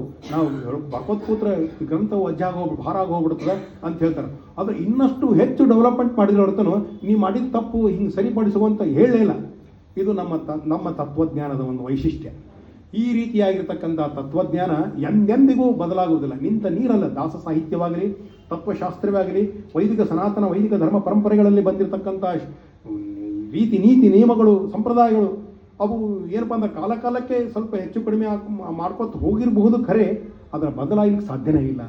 ಅದು ತಂತ್ರಜ್ಞಾನ ಬದಲಾಗಿದೆ, ನಮ್ಮ ಕಣ್ಣಿಗೆ ಕಾಣಿಸ್ತದೆ ಈ ತಂತ್ರಜ್ಞಾನ. ಮೊಬೈಲ್ ಕೀಪ್ಯಾಡ್ ಇರ್ತದೆ ಮೊದಲು, ಈಗ ಮೊಬೈಲ್ ಒಳಗೆ ಈ ಅಡಿಗೆ ಮಾಡೋದೊಂದು ಬಾಣಂತನ ಮಾಡೋದೊಂದು ಬಿಟ್ಟರೆ ಮೊಬೈಲಿಗೆ ಎಲ್ಲ ಮಾಡ್ಬೋದು ಇವತ್ತು. ಅಷ್ಟು ಮೊಬೈಲ್ ಒಳಗೆ ಎಲ್ಲ ರೊಕ್ಕನೂ ಅಲ್ಲೇ ಕೊಡೋದು, ರೊಕ್ಕನೂ ಅಲ್ಲೇ ತೊಗೊಳೋದು, ಪಗಾರ ಸಹಿತ ಅಲ್ಲಿ ವರ್ಕ್ ಫ್ರಮ್ ಹೋಮ್. ಎಲ್ಲರೂ ವರ್ಕ್ ಫಾರ್ ಹೋಮ್ ಯಾರೂ ಇಲ್ಲ, ಎಲ್ಲರೂ ವರ್ಕ್ ಫ್ರಮ್ ಹೋಮ್. ಹೀಗಾಗಿ ತಂತ್ರಜ್ಞಾನ ಬದಲಾವಣೆ ಹಾಕೋದು ಹೊರತುನು ಆದರೆ ಮಾತ್ರ ತತ್ವಜ್ಞಾನ ಎಂದು ಬದಲಾಗುವುದಿಲ್ಲ. ತತ್ವಜ್ಞಾನ ಏನು ದೊಡ್ಡ ಹಿರಿಯ ಮನುಷ್ಯರು, ಆಚಾರ್ಯ ತ್ರಯರು ಮತ್ತು ಜೊತೆಗೆ ಬಂದಿರತಕ್ಕಂಥ ಪ್ರಾಚೀನ ಪಂಡಿತರು ಏನು ಇದ್ದಾರೆ, ಅವರು ಹಾಕಿಕೊಟ್ಟಿರ್ತಕ್ಕಂಥ ಆ ಸಂಪ್ರದಾಯ, ಆ ಒಂದು ನೀತಿ ನಿಯಮಗಳು ಎಂದೆಂದೂ ಬದಲಾಗಿಲ್ಲ ಅನ್ನೋದನ್ನು ಇಲ್ಲಿ ಕನ್ಕ್ಲೂಷನ್ ಮಾಡಿ ನಾನು ಹೇಳ್ತೀನಿ. ಸೊ ಹೀಗೆ ಈ ರೀತಿಯಾಗಿರ್ತಕ್ಕಂಥ ಇನ್ನೊಂದು ವಿಷಯ, ಸಮಯ ಅದನ್ನು ಒಂದು 5 ನಿಮಿಷ, ಇನ್ನೊಂದು ಸಣ್ಣ ವಿಷಯ, ಪೋಸ್ಟ್ ಆಫೀಸ್ ಬಗ್ಗೆ ಒಂದು ಸ್ವಲ್ಪ ತಂತ್ರಜ್ಞಾನ. ಅಂದರೆ ಆಗಿನ ಕಾಲದೊಳಗೆ ಏನಾಗ್ತಿತ್ತು ಅಂತಂದ್ರೆ, ಪಾರಿವಾಳಗಳಿಗೆ ಪತ್ರವನ್ನು ಕಟ್ಟಿ ಹಾರಿಸ್ಬಿಟ್ಬಿಡ್ತಿದ್ರು. ಪಾರಿವಾಳಗಳು ಹೋಗಿ ಅವ್ರಿಗೆ ಯಾರಿಗೆ ಮುಟ್ಟಿಸ್ಬೇಕು ಮುಟ್ಟಿಸ್ತಿತ್ತು. ಇದನ್ನು ನಾವು ಕಾಳಿದಾಸನ ಮೇಘ ಸಂದೇಶದಲ್ಲೂ ಕೇಳಿವಿ. ಕಾಳಿದಾಸ ಮೇಘಗಳಿಗೆ ಸಂದೇಶವನ್ನು ಕೊಡ್ತಾನೆ. ನೀನು ಅವನಿಗೇನಾಗೋ, ಅವ ದೊಡ್ಡ ಗಂಧರ್ವ, ಅವನಿಗೆ ಶಾಪ ಕೊಟ್ಬಿಡ್ತಾರೆ. ಅವ ಹೊಸದಾಗಿ ಲಗ್ನ ಆಗಿರ್ತಾನೆ.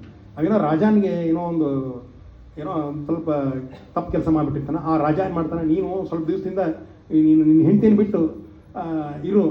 ಇವತ್ತಿನ ಕಾಲಕ್ಕೆ ನಾವು ಅದನ್ನು ಶಿಕ್ಷೆ ಅನ್ಸಂಗಿಲ್ಲ, ನಮಗದು ಇದು ಅನಿಸ್ತದೆ. ಆಗಿನ ಕಾಲಕ್ಕೆ ಶಿಕ್ಷೆ ಇತ್ತು, ಮನೆಗೆ ಹೋದ್ರೆ ಸಾಕು, ಅದನ್ನು ತೊಗೊಂಬರ್ರಿ ಇದನ್ನು ತೊಗೊಂಬರ್ರಿ. ಹೀಗಾಗಿ ನಮಗೆ ಅಂಥ ಯಕ್ಷ ನಾವು ಅಲ್ಲ, ರಾಜನೂ ಇದ್ದಿದ್ದಿಲ್ಲ. ನಿನ್ನ ಹೆಂಡತಿಯನ್ನು ಬಿಟ್ಟು ಒಂದು 6 ತಿಂಗಳು ಇರಪ್ಪ ಅಂದ್ರೆ ಎಲ್ಲ ಕುಣ್ಕೋತ ಹೋಗ್ತಿದ್ದೆ ನಾನು. ಆಗೇನಾಗಿ ಹೋಗ್ಬಿಟ್ಟಿತ್ತು ಅಂತಂದ್ರೆ, ಅವ ಹೋಗ್ತಾನೆ, ಹೋಗಿ ಅಲ್ಲಿ ಇರ್ತಾನೆ. ಅಲ್ಲಿ ಶ್ರಾವಣ ಮಾಸ, ತುಳು ಮೋಡಗಳೆಲ್ಲ ಬಂದಿರ್ತಾವೆ. ಆ ಮೋಡಗಳಿಗೆ ಸಂದೇಶವನ್ನು ಕೊಡ್ತಾನೆ. ನಮ್ಮ ಹಿಂಗೆ ಅಲಕಾನಗರಕ್ಕೆ ಹೋಗಪ್ಪ, ಅಲ್ಲಿ ಹಿಂಗೆ ಹೋಗು, 2nd cross, 3rd main, 5th main, Chidambarashrama ಮಕ್ಕಳಕ್ಕೆ ಬೆಟ್ಟಿಗೆ ಮನಿ ಅದ, ಅಲ್ಲಿ ಮನಿ ಅದ, ಈಗ ಮೇಘ ಸಂದೇಶವನ್ನು ಕೊಡು ಅಂತ ಆ ರೀತಿಯಾಗಿರ್ತಕ್ಕಂಥ ಕಾಳಿದಾಸ ಸಂದೇಶವನ್ನು ಕೊಟ್ಟಿರ್ತಕ್ಕಂಥ ಮೇಘ ಸಂದೇಶದಲ್ಲಿ. ಆಮೇಲೆ ಅದಾದ ಮೇಲೆ ಮುಂದೆ ಏನಾಯಿತು, ಪಾರಿವಾಳಗಳನ್ನು ಹಾರಿ ಬಿಡ್ಲಿಕ್ಕತ್ತರು. ಪಾರಿವಾಳಗನ್ನು ಹಾಡಿಬಿಟ್ಟಿದಾಗ ಏನಾಗಿ ಹೋಗ್ಬಿಡ್ತು, ಪತ್ರಗಳು ಕೊಡತಕ್ಕಂಥ ತಂತ್ರಜ್ಞಾನ ಮನೆಗಳನ್ನು ಬಿಡಿತು. ಆಗೇನಾಗ್ಬಿಡ್ತು, ಮುಂದೆ ಪ್ರಾಚೀನ ವ್ಯವಸ್ಥೆಯಲ್ಲಿ ರಿಲೇ ಓಟಗಾರರು ಅಂತ ಇರ್ತಿದ್ರು. ರಿಲೇ ಓಟಗಾರ ಅಂತ ಇಲ್ಲಿಂದ ಬಿಂಕದ ಕಟ್ಟಿ ಒಬ್ಬ ಓಡೋದು, ಅವ ಪತ್ರ ಕೊಡೋದು. ಬಿಂಕದ ಕಟ್ಟಿಯಿಂದ ಹುಲ್ಕೋಟಿಗೆ ಒಬ್ಬ ಪತ್ರ ಕೊಡೋದು, ಅಲ್ಲಿಂದ ಓಡೋದು ಅವ.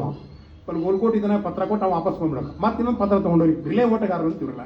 ಅವ ಅಲ್ಲಿಂದ ಹುಲ್ಕೋಟಿಯಿಂದ ಮುಂದೆ ಒಬ್ಬ ಅಣ್ಣಿಗಿರಿಯಿಂದ ಮುಂದೆ ಭದ್ರಾಪುರದಿಂದ ಒಬ್ಬ ಹುಬ್ಳಿಯಿಂದ ಹಿಂಗೆ ಅಲ್ಲಿ ತನಕ ಪತ್ರ ಕೊಡೋದು. ಹಿಂಗೆ ಒಂದು ಸಂಪ್ರದಾಯ ರಿಲೇ ಓಟಗಾರರು ಅಂತಿತ್ತು. ಆಗ ಬ್ರಿಟಿಷರ ಕಾಲದೊಳಗೆ ಏನಾಯಿತು, ಅಂಚೆ ಕ್ರಾಂತಿ ಮಾಡಿಬಿಟ್ರು. ಅವ್ರೇನು ಮಾಡಿಬಿಟ್ರು, ಸ್ವಾತಂತ್ರ್ಯ ನಂತರ ಬ್ರಿಟಿಷರ ಕಾಲದಲ್ಲೂ ಡೆವಲಪ್ ಆಗಿತ್ತು. ಸ್ವಾತಂತ್ರ್ಯ ನಂತರ ಆಧುನಿಕ ಅಂಚೆನೆಲ್ಲ ಮಾಡಿ ಅಲ್ಲೇನು ಮಾಡ್ಬಿಟ್ರು, ನಿಮ್ಮ ಅಡ್ರೆಸ್ಸು ಹಿಂಗೆಲ್ಲ ಈಗೇನು ಓಣಿ, ಗಲ್ಲಿ, corner, second cross, main first ಇವೆಲ್ಲವನ್ನು ನೀಟಾಗಿ ಮಾಡಿದ ಮೇಲೆ ಬ್ರಿಟಿಷರ ಕಾಲದಲ್ಲಿ ಆಗಿರ್ತಕ್ಕಂಥ ಸ್ವಾತಂತ್ರ್ಯ ಬದಲಾವಣೆ ಅದೆಲ್ಲ ಆಯಿತು. ಇವತ್ತು ಅಲ್ಲಿಗೆ 2023 ಒಂದು ರೆಫರೆನ್ಸ್ ತೊಗೊಂಡಾಗ ಅಂಚೆ ಪ್ರಧಾನ ಕಚೇರಿಗಳು ಒಟ್ಟು 70 ಅಂಚೆ ಪ್ರಧಾನ ಕಚೇರಿಗಳು, ಉಪ ಅಂಚೆ ಕಚೇರಿಗಳು 1800, ಶಾಖಾ ಅಂಚೆ ಕಚೇರಿಗಳು ಗ್ರಾಮೀಣ ಭಾಗದಲ್ಲೂ ಕೂಡ 8000 ಇವತ್ತಿಗೂ ಕೂಡ ಕಾರ್ಯನಿರ್ವಹಿಸ್ತಾ ಇದೆ. ಈ ಕರೆ ಅಂದರೆ ಅಂಚೆ ಕಚೇರಿಗಳು ಕೆಲಸನೇ ಇಲ್ಲ ಇವರಿಗೆ. ಎಲ್ಲರೂ ಇಮೇಲು ಜಿಮೇಲ್ ಮಾಡಿ ಕಟ್ಬಿಟ್ವಿ. ಅವರು ಏನು ಈ ಬಹಳ ಇದಾಗಿ ಹೋಗ್ಬಿಟ್ರು, ಇರಲಿ. ಆಮೇಲೆ ಹೀಗೆ ಈ ಅಂಚೆ ಕಚೇರಿ ಒಳಗೆ ಪಿನ್ ಕೋಡ್ ಅಂತ ಬರ್ತದೆ, 582101 ಹಿಂಗೆಲ್ಲ ಪಿನ್ ಕೋಡು. ಆಯಾ ಪಿನ್ ಕೋಡ್ಗಳು ಕೂಡ ಅದು ಏನನ್ನ ಪ್ರತಿನಿಧಿಸ್ತದೆ ಅನ್ನೋದನ್ನು ನಾನು ವಿವರವಾಗಿ ಬರೆದಿದ್ದೀನಿ. ಈ ಅಂಚೆ ಕಚೇರಿ ನಮ್ಮ ಪುರಂದರದಾಸರಿಗೆ ಮೊದಲೇ ಗೊತ್ತಿತ್ತು. ಅಂಚೆ ಕಚೇರಿ ಈಗ ಬ್ರಿಟಿಷರು, ಈಗ ದೊಡ್ಡದಾಗಿ ಬ್ರಿಟಿಷರು ನಾವು ಮಾಡಿ ಅಂತ ಪುರಂದರದಾಸರು ಮೊದಲೇ ಮಾಡಿದ್ರು. ಕಾಗದ ಬಂದಿದೆ ಕಮಲಾನಾಭನದು, ಈ ಕಾಗದವನ್ನು ಓದಿಕೊಂಡು ಕಾಲವ ಕಳೆಯಿರೋ. ಅಂಚೆ ಕಚೇರಿ ವ್ಯವಸ್ಥೆ ಪದ್ಮನಾಭನಿಂದನೇ ಕಾಗದ ಬಂದ್ಬಿಟ್ಟದವ್ರಿಗೆ, ಯಾರಿಗೆ? ಪುರಂದರದಾಸರಿಗೆ. ಆ ಕಾನ್ಸೆಪ್ಟ್ ನೋಡ್ರಿ, ದಾಸರ ಕಾನ್ಸೆಪ್ಟ್ ಹೆಂಗದ ಅಂತಂದ್ರೆ, ಕಾಗದ ಬಂದಿದೆ ಪದ್ಮನಾಭನದು ಅನ್ನೋ ಹಾಡನ್ನು ಅಂಚೆ ಕಚೇರಿ ಇಲ್ಲದೆ ಇರತಕ್ಕಂಥ ಸಂದರ್ಭದಲ್ಲೇ ಬರ್ದಾರ ಅಂತಂದ್ರೆ ಪುರಂದರದಾಸರ ಜ್ಞಾನಕ್ಕೆ ನಾವು ಏನನ್ನ ನಾವು ಹೆಂಗನ ನಿರ್ದೇಶನ ಮಾಡೋದು? ಹಿಂಗೆ ಅದನ್ನು ಪುರಂದರದಾಸರು ಸಾಮಾನ್ಯರಲ್ಲವರು. ಈ ರೀತಿಯಾಗಿರ್ತಕ್ಕಂಥ ಒಂದು ಕಾಗದದ ಬಗ್ಗೆ ಪುರಂದರದಾಸರು ಈ ಕೃತಿಯನ್ನು ಅಲ್ಲಿ ಉಲ್ಲೇಖ ಮಾಡಿದ್ವಿ. ಇನ್ನೊಂದು ವ್ಯಾಸರಾಯರು ಬರೀತಾರೆ ರುಕ್ಮಿಣೀಶ ವಿಜಯದಲ್ಲಿ, ಅದನ್ನು ನೋಡಿ, ಪತ್ರವ ಕಳುಹಿದಳ ರುಕ್ಮಿಣಿ ದೇವಿ, ಪತ್ರವ ಕಳುಹಿದಳ. ಪತ್ರ ಕಳಿಸೋದು ಅಂತಂದು ರುಕ್ಮಿಣಿ ದೇವಿ ಇನ್ನು ಪುರಂದರದಾಸರ ಕಾಲದಲ್ಲೇ ವ್ಯಾಸರಾಯರು ಬರೆದಿರ್ತಾರೆ. ಪತ್ರ ಕಳಿಸೋದು ಅನ್ನೋ ಆಗಿನ ಕಾಲದೊಳಗೆ ಯಾವ ರೀತಿ ಇರತಕ್ಕಂಥ ಟೆಕ್ನಾಲಜಿ ಹೆಂಗೆ ಡೆವಲಪ್ ಆಗಿತ್ತು ಅವ್ರದ್ದು ಅನ್ನೋದು ಕೂಡ ನಮ್ಮ ಅಚಿಂತ್ಯದ್ಭುತವಾದದ್ದು, ನಮ್ಮ ಚಿಂತನೆಗೂ ಕೂಡ ಮೀರಿರ್ತಕ್ಕಂಥದ್ದು ಅಂತನ್ನೋ ಮಾತನ್ನು ಇಲ್ಲಿ ಹೇಳಿ, ಹೀಗೆ ಭಾರತದ ಅಂಚೆ ವ್ಯವಸ್ಥೆ, ಟೆಕ್ನಾಲಜಿ ಮತ್ತು ಗಣಿತ ಇವು ಬ್ರಿಟಿಷರು, ಇಂಗ್ಲೀಷರು, ಅಮೇರಿಕಾದವರು, ಕೆಂಪನವರು, ಕರನು ಎಲ್ಲರಿಗಿಂತ ಮುಂದೆ ಇದ್ದೀವಿ ನಾವು ಅಂತೆ ಇದನ್ನು ನಾವು ದಾಸರು ಹೇಳ್ಯಾರ ಅನ್ನೋ ಮಾತನ್ನು ನಾವಿಲ್ಲಿ ಗಮನಿಸಬೇಕು ಅನ್ನೋದನ್ನು. ಅವ್ರಿಗಿಂತ ಮುಂಚೆನೇ ಇತ್ತು ಅಂತಂದು ಹೇಳಿ ಗಣಿತದ ವಿಷಯದ ಬಗ್ಗೆ ಒಂದು ಮಾತನ್ನು ಹೇಳಿ ನಾನು ಇವತ್ತಿನ ಕಾರ್ಯಕ್ರಮ ಮುಗಿಸ್ತೀನಿ. ಈಗಾಗಲೇ ಎಲ್ಲರಿಗೂ ಬಹುಶಃ ಈ ಸ್ವಲ್ಪ ಬೇಸರ ಬಂದಿರ್ಬೇಕು ಅನ್ನಿಸ್ತದೆ. ಸೊ ಹೀಗಾಗಿ ಒಂದು ಗಣಿತದ ಬಗ್ಗೆ ಹೇಳ್ಬೇಕಂದ್ರೆ ಬೇಂದ್ರೆಯವ್ರದ್ದು ಇನ್ನೊಂದು ಕೃತಿಯನ್ನು ನಾನು ಒಂದು ಉಲ್ಲೇಖ ಮಾಡಬೇಕು. ಒಮ್ಮೇನಾಗಿ ಹೋಗ್ಬಿಟ್ಟಿರ್ತದೆ, ಬೇಂದ್ರೆಯವರಿಗೆ ಈ ಇತ್ತೀಚೆಗೆ ಅವರು ಆ ಒಂದು ಜ್ಞಾನಪೀಠ ಪ್ರಶಸ್ತಿ ಗಳಿಸ್ತಾರೆ. ತಮ್ಮ ಇದರಲ್ಲಿ ಜ್ಞಾನಪೀಠ ಪ್ರಶಸ್ತಿ ಗಳಿಸಿಕೊಂಡು ಎಲ್ಲರೂ ಬಂದು ಹೋಗಿ ಎಲ್ಲರಿಗೂ ಮಾಲಿ ಹಾಕೋದು, ನಮಸ್ಕಾರ ರೀ ಬೇಂದ್ರೆಯವರ ಜ್ಞಾನಪೀಠ ಪ್ರಶಸ್ತಿ ನಮ್ಮ ಉತ್ತರ ಕರ್ನಾಟಕ ಭಾಗದೊಳಗೆ ಸಿಕ್ತು, ಭಾಳಷ್ಟು ಸಂತೋಷ ಆಯ್ತು, ನಿಮ್ಗೆ ಸಿಕ್ತಾಗ ಅವರು ಬೇಂದ್ರೆಯವರಿಗೆ ಸ್ವಲ್ಪ ಹೊಗಳಿದ್ರೆ ಅವರು ಸ್ವಲ್ಪ ಇನ್ನಷ್ಟು ಹೊಗಳು ಅನ್ನೋಂಗೆ ಇರ್ತಿದ್ರು ಅವರು. ಒಮ್ಮೇನಾಗಿ ಹೋಗ್ಬಿಡುತ್ತೆ, ಒಬ್ಬ ಬರ್ತಾನಂತ, ಬಂದ ಕೂಡ ಬೇಂದ್ರೆಯವ್ರು ನಿಮ್ಮ ಕೃತಿಗಳು ಅದ್ಭುತ ಕೃತಿಗಳು, ನೀವು ಏನು ಆ ಒಂದು ಎತ್ತರವನ್ನು ಸಾಧಿಸ್ತೀರಿ ಇನ್ನೊಬ್ಬರ ಕಡೆ ಆಗೋದಿಲ್ಲ ರೀ, ಅಷ್ಟು ಎತ್ತರವನ್ನು ಸಾಧಿಸಿರಿ ನಿಮ್ಮ ಕೃತಿಯೊಳಗೆ ಅಂತಂದ.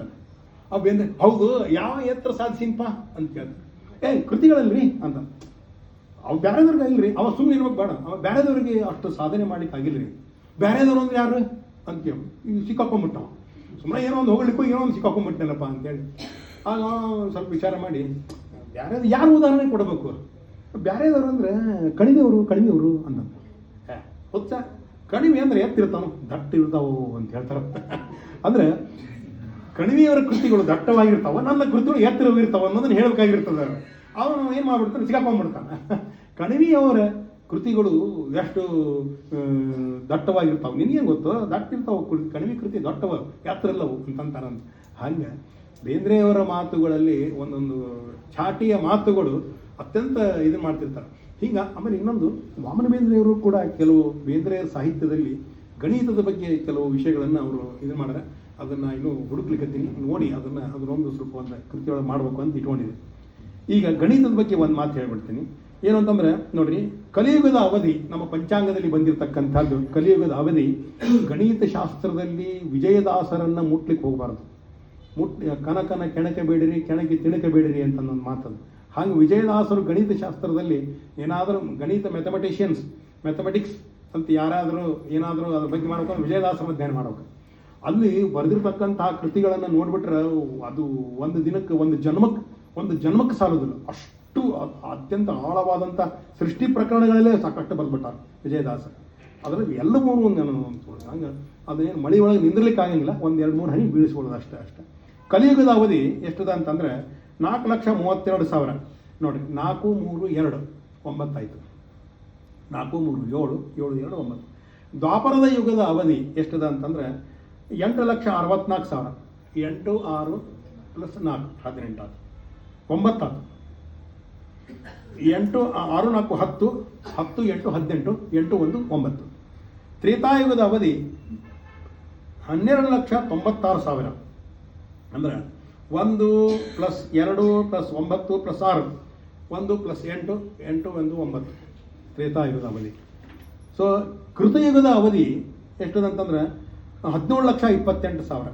ಅದು ಕೂಡಿಸಿದ್ರೆ 9 ಆಗ್ತದೆ. ಅಂದರೆ ಕಲಿಯುಗದ 2ರಷ್ಟು ದ್ವಾಪರ ಯುಗ, ಕಲಿಯುಗದ 3ರಷ್ಟು ತ್ರೇತಾಯುಗದ, ಕಲಿಯುಗದ 4ರಷ್ಟು ದ್ವಾಪಾಯ ಇದು ಏನು ಕೃತಯುಗ ಇದೆ ಅನ್ನೋ ಮಾತನ್ನು ಇಲ್ಲಿ ನಾವು ಕಾಣಿಸ್ತೀವಿ.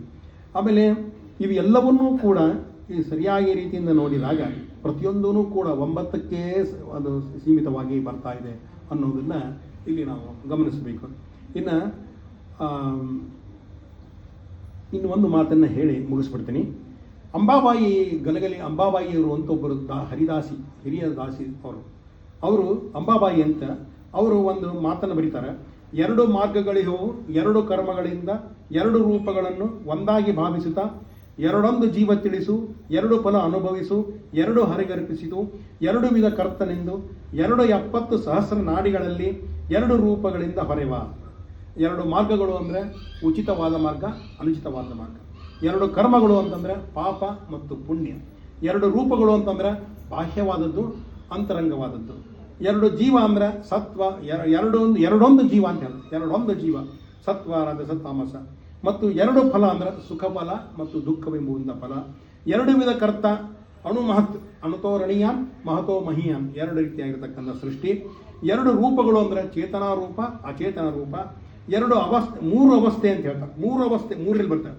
3 ಅವಸ್ಥೆಯಲ್ಲಿ 3 ತಾಪವ ಸಹಿಸಿ 3 ಮಾರ್ಗದಲ್ಲಿ ನಡೆದು 108 ಇಂದ್ರವ ಮೂಲ ರೂಪದಿ ಜಯಿಸಿ 3 ವಿಧಿ ಭಕ್ತಿಯಲ್ಲಿ 3 ನುಗ್ಗೊತ್ತಿ 3 ಅರಿಯ 3 ಸುದ್ದಿಯಲ್ಲಿ ಗೆದ್ದು 3 ಕೋಡಿ ಮತವ ಮುರಿಸಿ ಮಾರುತನ ಮತದಿ ನೆಲೆಸಿ ಅಂತ ಹೇಳ್ಬೋದು.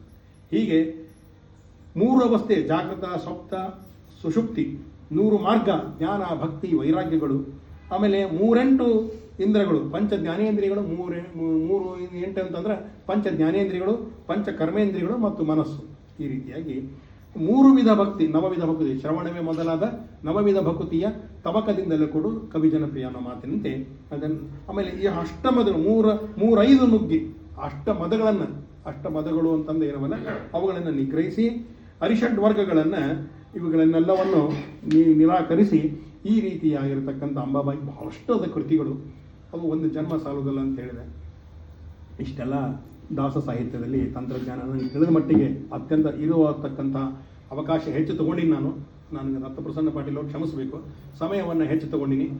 ಇದನ್ನೆಲ್ಲ ಮಾಡಿಕೊಡ್ಲಿಕ್ಕೆ ಮುಖ್ಯವಾಗಿ ಕಾರಣಕರ್ತರು ನನ್ನ ಗುರುಗಳಾಗಿರ್ತಕ್ಕಂಥ ಪಂಡಿತ್ ವರದಾಚಾರ್ಯ ಜಾಲಿಹಾಳವರು. ಅವರು ನನಗೆ ಇದನ್ನು ಮಾರ್ಗದರ್ಶನವನ್ನು ಮಾಡಿದರು. ಜೊತೆಗೆ ಕೆಲವು ತಿದ್ದುಪಡಿಗಳನ್ನು ಮಾಡಿಸಿದರು. ಕೆಲವುಗಳನ್ನು ಸರಿ ಕೀರ್ತಿಯಾಗಿರಲಿ ಅಂತೇಳಿ ಆಚಾರ್ಯರಿಗೆ ಅವರಿಗೆ ಕೂಡ ನಾನು ಮೊದಲನೇ ಬಾರಿಗೆ ಇಲ್ಲಿಂದಲೇ ಅವರಿಗೆ ಸಾಷ್ಟಾಂಗ ನಮಸ್ಕಾರವನ್ನು ಹೇಳ್ತೀನಿ. ಇನ್ನು 2ನೇದು ಅಲ್ಲಿ ದಾಸ ಸಾಹಿತ್ಯ ಸೌರಭದಲ್ಲಿ ಇರತಕ್ಕಂಥ ಪ್ರಮೋದಾಚಾರ್ಯ ಪೂಜಾರ್ ಅವರು, ಪ್ರಿನ್ಸಿಪಾಲ್ ಇದ್ದಾರೆ ಅವರು ಕೂಡ ನನಗೆ ಅನೇಕ ರೀತಿಯಾಗಿರ್ತಕ್ಕಂಥ ಈ ಒಂದು ವಿಷಯಗಳನ್ನು ಸಂಗ್ರಹ ಮಾಡಲಿಕ್ಕೆ ಅವರು ಹೇಳಿದರು. ಈ ವಿಷಯವನ್ನು ಹೇಳಿದಾಗ ಅವರು ಒಪ್ಪಿಕೊಂಡು ಮಾಡಿದರು. ದಾಸ ಸಾಹಿತ್ಯ ಕೇವಲ ನಾ ಹೇಳಿದಾಗೆ ಇವು ದೃಷ್ಟಾಂತಗಳು ಕೊಟ್ಟಿದ್ರೂ ಕೂಡ ಇದು ಮೂಲವಾಗಿ ಇರ್ತಕ್ಕಂಥದ್ದು ಆಧ್ಯಾತ್ಮ ಸಂಬಂಧಪಟ್ಟಂಥದ್ದು. ಭಗವಂತ ಸರ್ವೋತ್ತಮ, ವಾಯು ಜೀವೋತ್ತಮ ಮತ್ತು ನಾವೆಲ್ಲ ತತ್ವಾಭಿಮಾನಿ ದೇವತೆಗಳು ಕೂಡ ಅವನ ಪರಿವಾರದವರು. ಭಗವಂತ ನಮ್ಮನ್ನು ಏನಪ್ಪ ಅಂತಂದರೆ ಈ ನಿಟ್ಟಿನಲ್ಲಿ ಉಪಾಸನೆಯನ್ನು ಮಾಡಿಸಿ ನಮಗೆ ಸದ್ಗತಿಯನ್ನು ಕೊಡಬೇಕು ಅನ್ನೋದು ಒಂದೇ ಒಂದು ಕಾರಣ. ಆ ಒಂದು ಭಕ್ತಿ, ಆ ಒಂದು ಜ್ಞಾನ, ಆ ಒಂದು ವೈರಾಗ್ಯ, ಇವುಗಳೇ ನಮ್ಮ ಉಪಾಸನೆಗೆ ಸಾಧನೀಭೂತವಾಗಿರ್ತಕ್ಕಂಥದ್ದು. ಇವುಗಳಿಂದಲೇ ನಾವು ಉದ್ಧಾರ ಆಗೋದು ಹೊರತು ದೃಷ್ಟಾಂತಗಳನ್ನು ಇಟ್ಕೊಂಡು ಕೊಡೋದು ಅವಶ್ಯಕತೆ ಇಲ್ಲ. ಆ ದೃಷ್ಟಾಂತಗಳ ಮೂಲಕ ಭಗವಂತನನ್ನು ನಾವು ಕಾಣಬೇಕು ಅನ್ನೋದನ್ನು ಇಷ್ಟು ಹೇಳಿ, ಆಮೇಲೆ ಪರಮ ಪೂಜ್ಯರಾಗಿರ್ತಕ್ಕಂಥ ಸತ್ಯಾತ್ಮತೀರ್ಥ ಶ್ರೀಪಾದಂಗಳವರ ಅವರ ಒಂದು ಆದೇಶದಂತೆ ಅವರ ಒಂದು ಪ್ರತಿಷ್ಠಾಪಿಸಿದಂತಹ ಈ ಒಂದು ಸೌರಭ ದಾಸ ವಿಶ್ವವಿದ್ಯಾಲಯದ ಒಂದು ಇದು ಜಗತ್ತಿನಾದ್ಯಂತ ಎಲ್ಲರೂ ಇವತ್ತು ಜಗತ್ತಿನಾದ್ಯಂತ ನಡೀತಾ ಇದೆ. ಎಲ್ಲ ಕಡೆ ಬೇರೆ ಬೇರೆ ದೇಶದಲ್ಲೂ ಕೂಡ ಆನ್ಲೈನ್ದೊಳಗೆ ಪರೀಕ್ಷೆ ಕಟ್ತಾ ಇದ್ದಾರೆ. ನನ್ನ ಸಾಧನೆ ಏನು ದೊಡ್ಡದಲ್ಲ, ಅದು ಹೇಳಿದು ಮಾಡಿದೆ, ಗುರುಗಳಿದ್ರು ಹೇಳಿದರು, ಬರದೆ ತೋರಿಸಿದೆ, ಮಂತ್ರಾಕ್ಷತೆ ಕೊಟ್ಟರು, ಪ್ರಮಾಣ ಪತ್ರ ಕೊಟ್ಟರು, ಅಷ್ಟೇ ಹೊರತು ನನ್ನ ಸಾಧನೆ ಅತ್ಯಂತ ಅಲ್ಪ. ನಾನು ಏನೂ ಮಾಡಿಲ್ಲ, ಸಾಧನೆಯನ್ನು ಮಾಡಿಲ್ಲ. ನನ್ನ ಸಾಧನೆ ಮಾಡಿಸಿದ್ದಂದ್ರೆ ಆರಾಧ್ಯ ದೈವ ನನ್ನನ್ನು ನಂಬಿ, ನಾನು ಅವರನ್ನು ನಂಬಿ ಆರಾಧ್ಯ ದೈವವಾಗಿರ್ತಕ್ಕಂಥ ನಮ್ಮ ರಾಯರು ಕೂಡ ಇವುಗಳನ್ನೆಲ್ಲವನ್ನು ಬರೆಸಿ ನನ್ನ ಕಡೆಯಿಂದ ಮಾಡಿಸಿದ್ದಾರೆ. ಇದನ್ನು ನಾನು ಮಾಡೀನಿ ಅಂತ ಹೆಮ್ಮೆಯಿಂದ ಹೇಳ್ಕೊಳ್ಳಿಕ್ಕೆ ಹೋಗೋದಿಲ್ಲ. ಯಾಕಂತಂದರೆ ನಾನು ಇನ್ನೂ ಮಾಡೋ ಸಾಧನೆ ಇನ್ನು ಮೇಲೆ ಆರಂಭ ಆಗ್ತದೆ, ಇನ್ನು ಮೇಲೆ ಆರಂಭ ಮಾಡಬೇಕು ಅಂತ ನಾನು ಹಿಂಗೆ ತಿಳ್ಕೊಂಡಿದ್ದೀನಿ. ಇಷ್ಟೆಲ್ಲ ಹೇಳಿ ಮತ್ತು ಇವತ್ತಿನ ಈ ಕಾರ್ಯಕ್ರಮವನ್ನು ಆಯೋಜಿಸಿದವರು ನಮ್ಮ ರವೀಂದ್ರ ಜೋಶಿಯವರು, ದತ್ತಪ್ರಸನ್ನ ಪಾಟೀಲ್ ಅವರು ಮತ್ತು ನಮ್ಮ ರಾಜ್ ಪುರೋಹಿತ್ ಅವರು. ಇವರು ಏನಪ್ಪ ಅಂತಂದ್ರೆ ಆರಾಧ್ಯ ದಿವಸ ಅಲ್ಲಿ ಬಂದಿದ್ದರು ನಮ್ಮ ಮಠಕ್ಕೆ. ನಮ್ಮದು ಕಾರ್ಯಕ್ರಮ ನಡೀತಾ ಇತ್ತು, ಸಂಗೀತ ರೂಪಕ್ಕೆ ನಡೀತಾ ಇತ್ತು ಆರಾಧ್ಯ ದಿವಸ. ಹಿಂಗೆ ಕಾರ್ಯಕ್ರಮಕ್ಕೆ ಬರ್ರಿ ಅಂತ ನಾನು ಹೆದರಿಬಿಟ್ಟೆ. 24ನೇ ತಾರೀಕಿನ ದಿವಸ ಎಲ್ಲರೂ ತಪ್ಪಿಸ್ಕೊಂಡು ಹೋಗ್ಬೇಕಂತ ಮಾಡಿದ್ದೆ. ಏನೋ ಒಂದು ರಮ ಹೇಳಿ ಹುಬ್ಬಳ್ಳಿಗೋ ಧಾರವಾಡಕ್ಕೋ ಎಲ್ಲರೂ ಹೋಗ್ಬೇಕಂತ ಮಾಡಿದ್ದೆ. ಆದರೆ ದತ್ತಪ್ರಸನ್ನ ಅವರ ಕ್ಲಚ್ನಿಂದ ತಪ್ಪಿಸ್ಕೊಂಡು ಭಾಳ ಕಷ್ಟ. ದತ್ತಪ್ರಸನ್ನ ಅವ್ರ ಕ್ಲಚ್ ಅಂತ ಹಿಡಿತಾ ಬಿಗಿ ಇರ್ತದೆ. ಅವರು ಹಿಡ್ಕೊಂಡು ಬಂದು ಇಲ್ಲಿ ನನ್ನನ್ನು ಕೂಡಿಸಿ ಗಿಣಿ ಪಾಠದಂತೆ ನಾನು ಇದನ್ನು ಒಪ್ಪಿಸಿದ್ದೀನಿ. ಇದರಲ್ಲಿ ಲೋಪದೋಷಗಳು ಅನೇಕವ, ಸಾಕಷ್ಟು ಲೋಪದೋಷಗಳಿವೆ. ಎಲ್ಲ ಲೋಪದೋಷಗಳು ನನ್ವು.